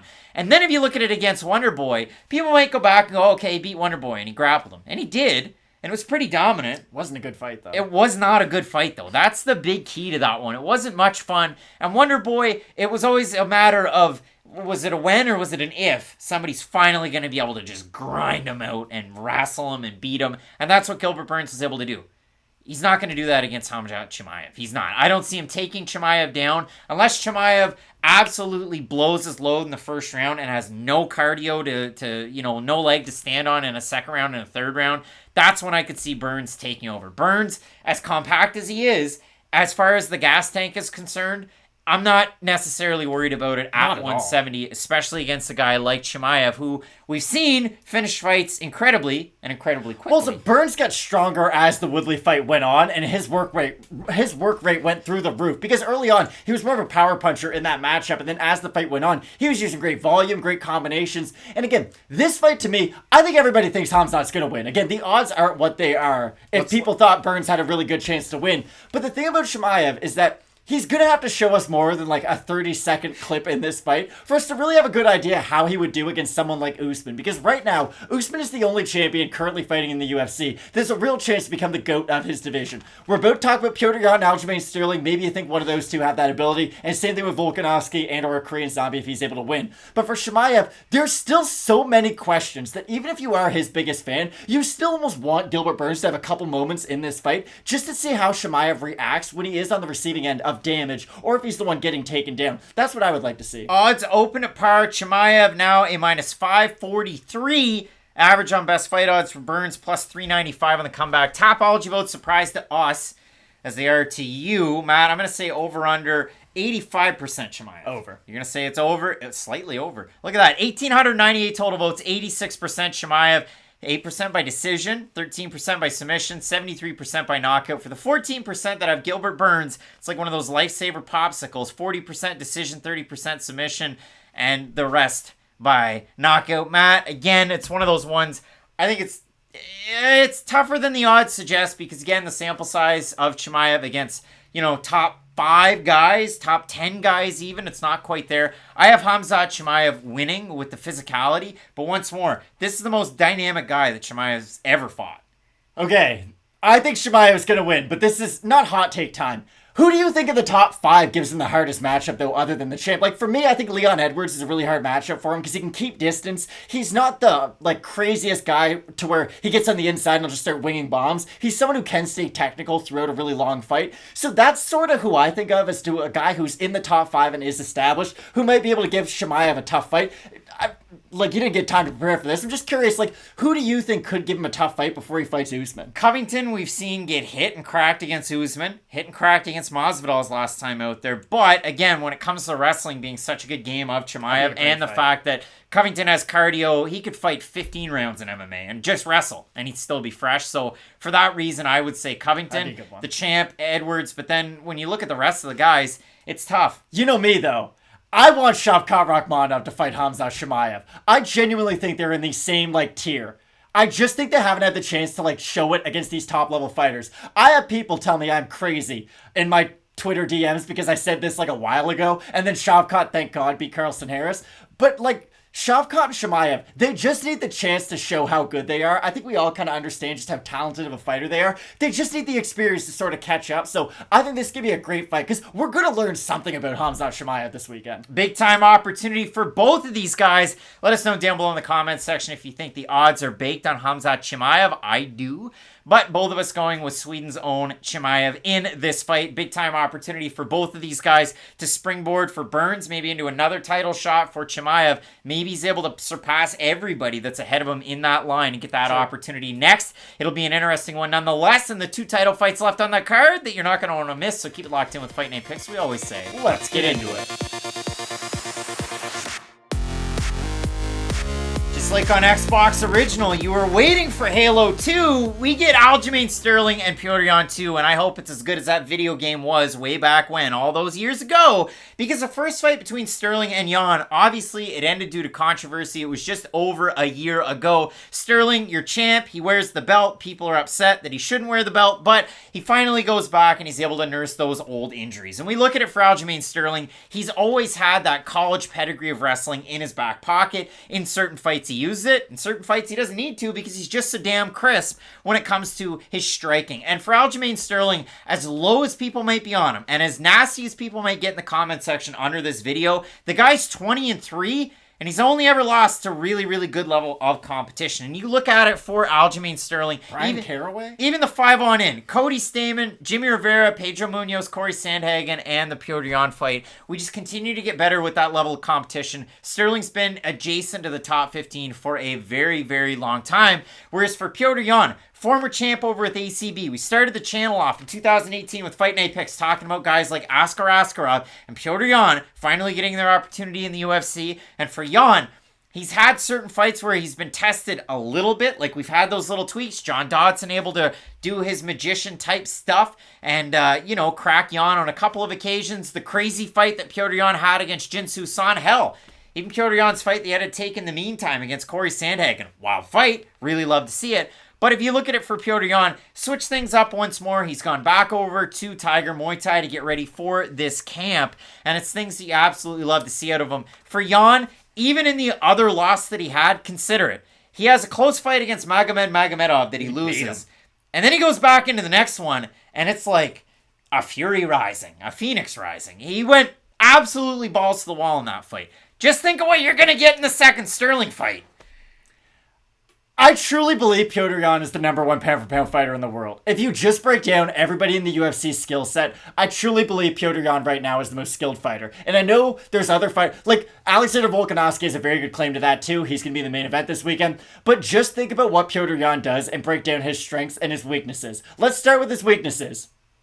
Perfect. Now let's go to his strengths. He's an incredible boxer. He can go to the body. He has great power, great output. He's very good defensively, and he's someone who doesn't get too excited when he does hurt his opponent or if he's just having good success overall. He's very, very patient, and that's the thing with Petr Yan. He's one of the smartest MMA fighters out there, and I feel like that's something that doesn't get talked about enough. MMA fighters have to be so effing smart when they're in fights at this level, fighting for titles. Petr Yan's fighting a guy who submitted the last guy he fought in like a minute and a half. That's how dangerous Aljamain Sterling is. Oh, and did I mention, he can throw hundreds of punches every single round. Like, Sterling didn't get to a title shot by accident. He didn't just, he wasn't the short notice replacement for like 3 fights and Dana White wanted to give him a favor. Like, he beat Corey Sandhagen, and it basically, like, it wasn't even hard for him to do. Corey Sandhagen, who just had a fight of the year with Petr Yan. Like, Aljamain's win streak really doesn't get the credit that it does deserve. But let's put that to the side. Let's just break down their first fight really quick. Aljamain wasn't having a lot of success in that fight. And I know some people want to point to numbers in that fight and say, oh, well, he was landing a lot of volume. If you go back and watch that fight, he doesn't land clean enough on Petr Yan to really get his respect on the feet. And I think that's a big issue for him. Because if you're not able to hurt Yan, if you're not able to stun him or crack him on the feet, he can maintain a very, very high guard for the whole entire fight. The trouble for Sterling, and he did have success at the start of that fight. He definitely did. He was able to win. We're talking in terms of rounds. He was able to get it done with his volume. But he wasn't all the way in with his striking. Because you can win a battle and then you can try to win the war. And for Petr Yan, he's thinking about the big picture overall. He knows that he can get stronger as the fight goes on. Like, Corey Sandhagen had success too early on. But this is the difference between Sandhagen and Sterling and just their overall striking style. Corey Sandhagen will stay patient and he will explode when he thinks he has an opening to explode. My issue with the striking style of Aljamain Sterling is a positive, but it's a negative. He gives you everything at once. There's no secrets after that first round, because when you're someone like Aljo, who throws 150 strikes around, you're gonna run out of jabs and straight right hands to throw at a certain point. And with Aljo, he's just always doing something a la Clay Guida. Well, with someone like Petr Yan, whose whole game plan is, wait until you show me everything, and then I've got your reads, I just don't think it's a great game plan, and we did see that against Yan in their first fight. Yes, Sterling was able to get numbers up, but all of that does help Petr Yan in the grand scheme of things. The more openings that you show him, he's just going to get his own striking down a little bit closer and a little bit closer. And from midway through the second round on in their fight, Yan would make Sterling pay with power shots for every time Sterling would step in the pocket. And that's the big difference between these two guys. Sterling can hit Yan 20 times and there might not be an effect. If Yan hits Sterling one time clean, he's going to put him down. And we saw how that played out in that first fight. And then all of a sudden, you're watching this fight, and I bet every guy in that ATT corner is going to have in the back of their mind, don't throw that knee, don't throw that knee, don't throw that knee, especially when it's between rounds. Don't throw that knee, don't do it. You know exactly what you need not to do. Don't throw that knee. Even just from the corner, don't throw that knee. The whole crowd, maybe they'll yell in unison. Somebody will have a Bristol board where they wrote, don't throw that knee. They bought it at the Dollar Tree. And that rhymed. But Matt, when I do look at this one, you look at Petr Yan, and you can really kind of compare him to a lot of different boxers. Obviously, boxing is the main tool that you see. You will see a little bit of wrestling. He can mix it up there. I don't expect it necessarily against a guy. He took down Aljo a lot in their first fight. I don't necessarily see it just in this one. But the weirdest part about this overall fight, Aljamain Sterling, no Matt Serra. We're fighting out of Longo and Weidman MMA. No Matt Serra in the corner. So we'll have Ray Longo. He'll have Ali Quintel. He'll have Merab in the corner. But no Serra. That's a big, big point. It was a point after that fight. It's been a point, and now it's going to flare back up as this fight week goes on. But with Petr Yan, the big comparison where I was going with his boxing is, you're going to hear, and I made the comparison with the Floyd Mayweather of downloading an opponent's game plan, but even like a guy like Canelo Alvarez, he does the exact same thing. Terrence Crawford is the perfect example because they both fight from both stances. Both stances, download a game plan, continue on, and then like Canelo against Billy Joe Saunders. Like, once we've really figured this one out, we're going to break this guy's face. So for Petr Yan, another big-time opportunity in the rematch. For Aljamain Sterling, though, it's almost a bigger opportunity because for Yan, he was able to go out, he fought Corey Sandhagen, all-time fight of the year fight, win that interim gold, and then just rebook his shot, which you already would have thought would have been rebooked, but Sterling needed time to repair and recuperate from the surgery, the injuries that he's had, kind of an accumulation of damage throughout his career. For Sterling, though, he gets to gain your respect, my respect, everybody else's respect, and I've kept it for Sterling. I don't read into much of the stuff. I know a lot of people like to get hyped and hurt about what he says in the media. He's having a fun time with it, if you haven't realized. But the odds for this one, you don't often see the defending champion open a plus 285, now at a plus 350, but you have it this time. And for Petr Yan, open a minus 350, minus 467. We'll open it up to the YouTube community tab, Matt, but I'll let you first kind of digest those odds here. They make 100% sense to me. Did anybody who watched that first fight think that Aljo was on his way to winning before Petr Yan landed that knee? No one? Perfect. Yes, he had some success with his volume early, but this is the big difference. Aljo can throw strikes, but there's not an accumulation of damage behind them. When Vicente Luque throws strikes, there is a big difference between what that guy looks like in the first round to the third round. Their face is messed up, they have a lot of swelling, there's open cuts. With Aljo, it's a lot of pitter-patter, you get frustrated with my pitter-patter, you shoot on me, I submit you. That's sort of the progression of his game. Petr Yan took him down multiple times in their first fight, and there was zero threat of Yan getting submitted. That's how good of a grappler Petr Yan is, and he's a way better boxer than he is a grappler. That's why at the start when I said let's break down Petr Yan's weaknesses and strengths, I didn't spend a lot of time on weaknesses, because if we are being honest, okay, he's not a great offensive submission fighter. That's fine. You don't have to be when you're as good as he is with your ground and pound and with your wrestling.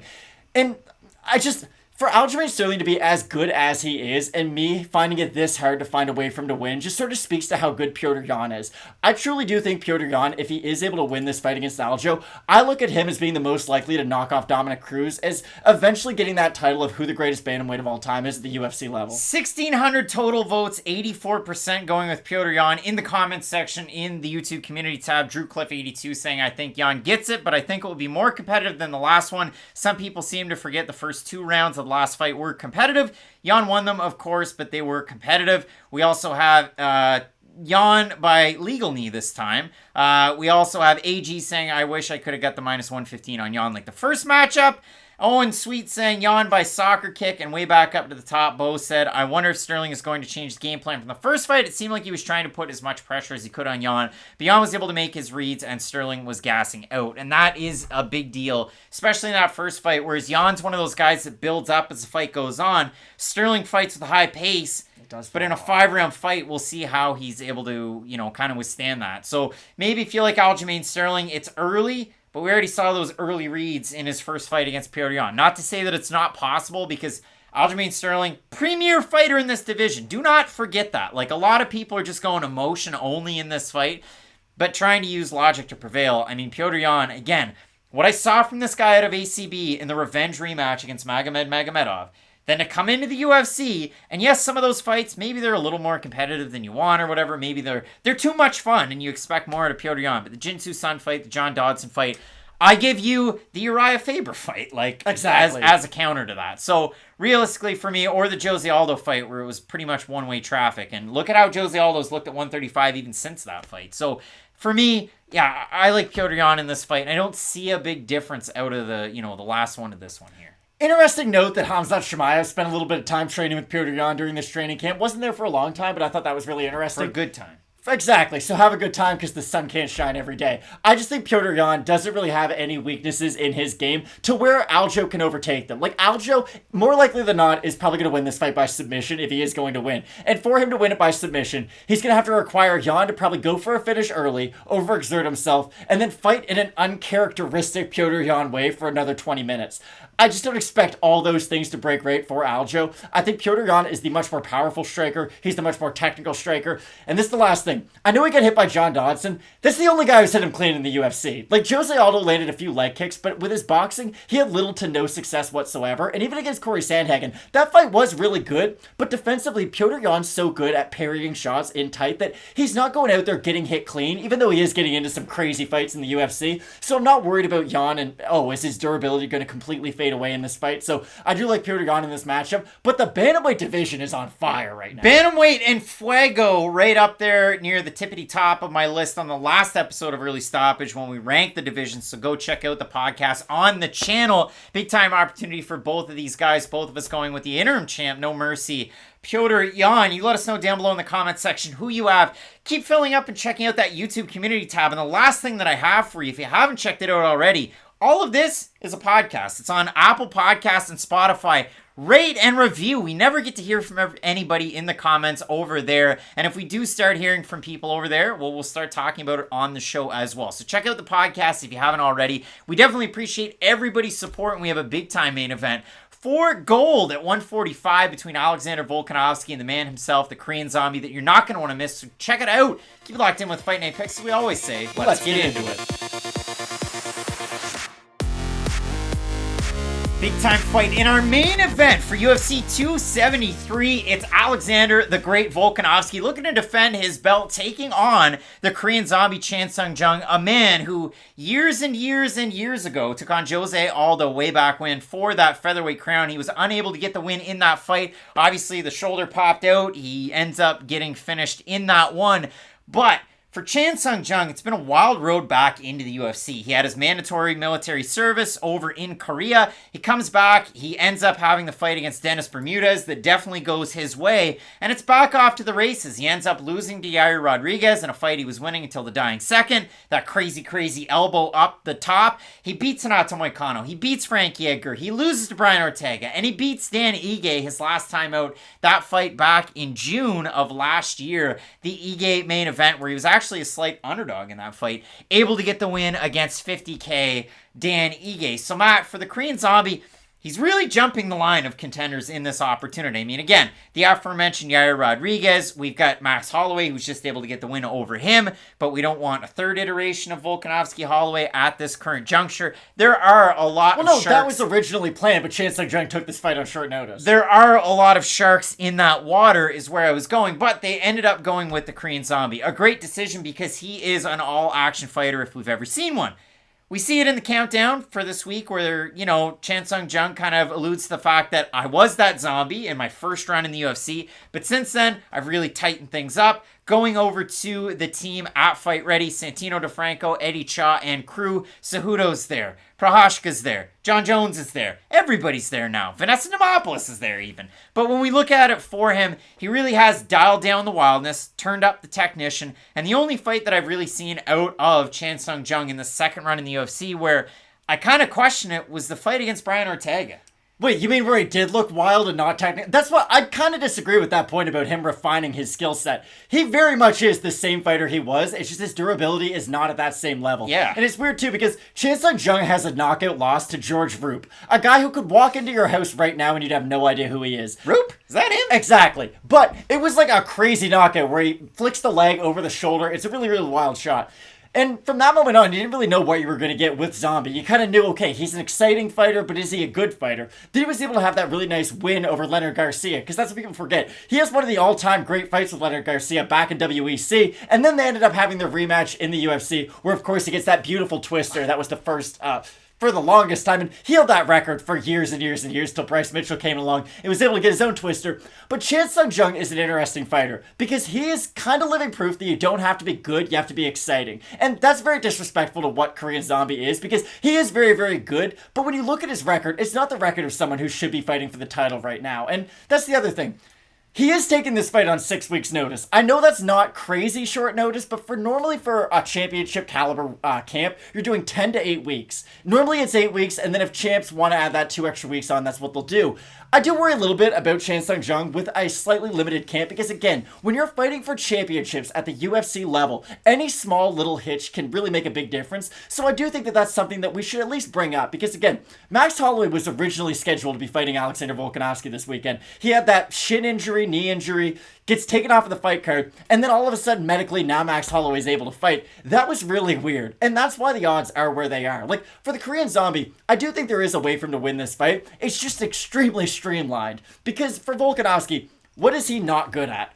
He's another one of these guys who doesn't have any glaring weakness in his game, but if he has had any hole, it's that up-the-middle shots can sometimes attack him. He's a shorter guy who does duck a lot in his fights because the threat of the takedown is so prevalent with his offensive game, and he will find himself ducking into knees and uppercuts up the middle. Chan Sung Jung has some of the best uppercuts really in MMA, I would say. He's really sneaky with them. He has long arms and deceiving power, so I do think that that is an area he could take advantage of with Volkanovski. But it's very hard for me to sit here and say, I think the Korean Zombie is going to land an uppercut in the 4th round to beat Volk. That's a tough tell. Okay, so let's go with prevailing storylines from this week, because this is what the UFC is selling you, and this is what everybody on Twitter is going to sell you. Korean Zombie, wild fighter, knockout ability, could he beat Alexander Volkanovski? For Alexander Volkanovski, he's got that championship medal, and we saw that tested in his last fight. And then the UFC goes into a promo of Volkanovski swimming in murky water, and then sharks, but not near Volkanovski, but also in murky water. So maybe he's also swimming with the sharks. And we saw that in his last fight. And I'm not going to beleaguer the point of the Brian Ortega fight, but we saw Brian Ortega get in the Ortega zone. And then Alexander Volkanovski get out of the Ortega zone and then pour it on Ortega. You've got mad at me on a few fight companions because, like, Amanda Nunes kind of gave up in her last fight. Let's all just be very honest about it. Volkanovski has none of that in him. Like, you need to have him unconscious, rocked in a full rear naked choke where he has zero cardio left for him to give up in a fight. Like, that's what that proved against Brian Ortega. He ate big shots in the feet, and Brian Ortega is a pretty good striker. I know it's kind of weird to think about Brian Ortega now. Because Brian Ortega had the long layoff, then he fought Korean Zombie. You didn't know what you were going to get because Ortega's a great grappler, but Korean Zombie has good takedown defense, so what are we going to get? And then Brian Ortega had that fight where he leveled up his striking, and Korean Zombie just kind of got caught. And Ortega carried that striking upgrade into the Volkanovski fight. So Volkanovski was able to eat big shots from a very heavy-handed puncher in Brian Ortega, get out of his 2 best submissions, being the guillotine and the triangle choke, and also still be a good enough grappler to not immediately get back up to your feet and let him off the hook. Realize that, okay, my opponent's tired too because he just burned himself out going for all of these submission attempts. Now is my time to put some damage on him.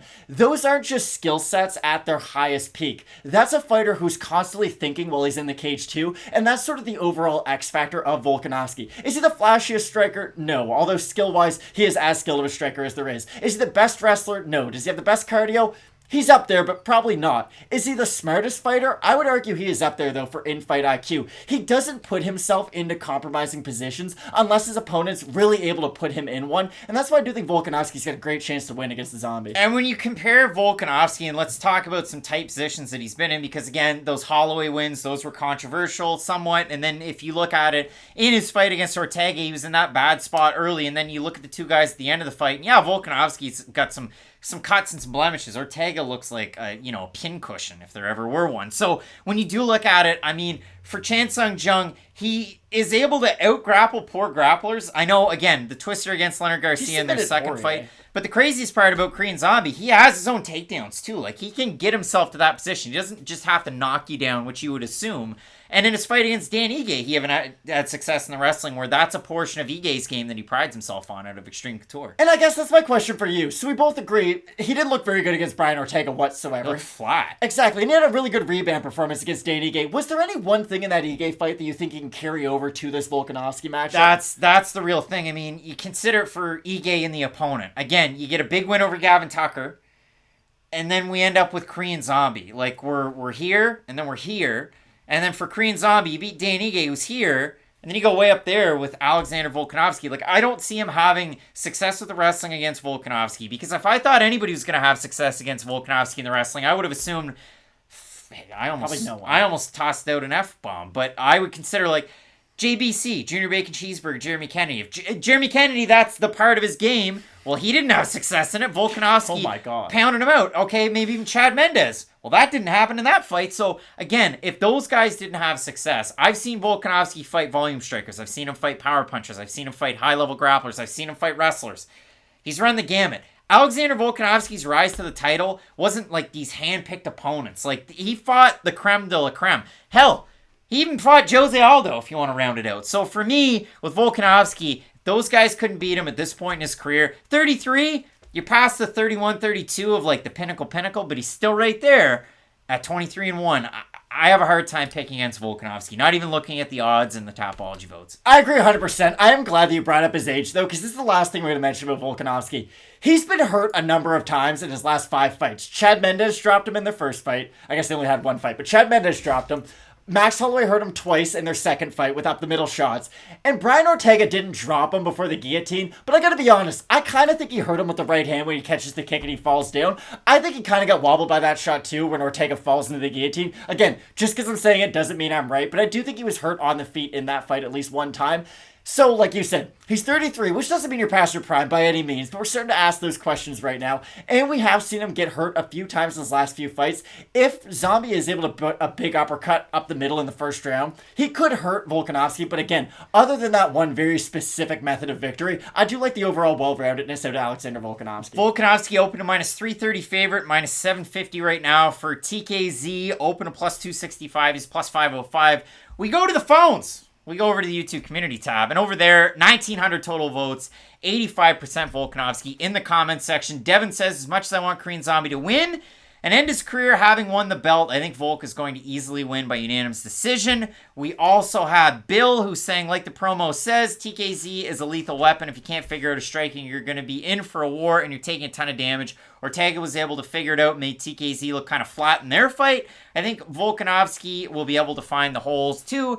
But I expect this one to be way closer than the odds suggest. I like that breakdown. And for Mike says, I don't even give TKZ a puncher's chance. To be honest, Ortega beat the brakes off TKZ, which earned Ortega an even worse whooping at the hands of Volkanovski. Volkanovski has the advantage standing, grappling, and in the first round, the 5th round, and by decision, Volkanovski's beat 2 of 3 guys Korean Zombie lost to in the UFC.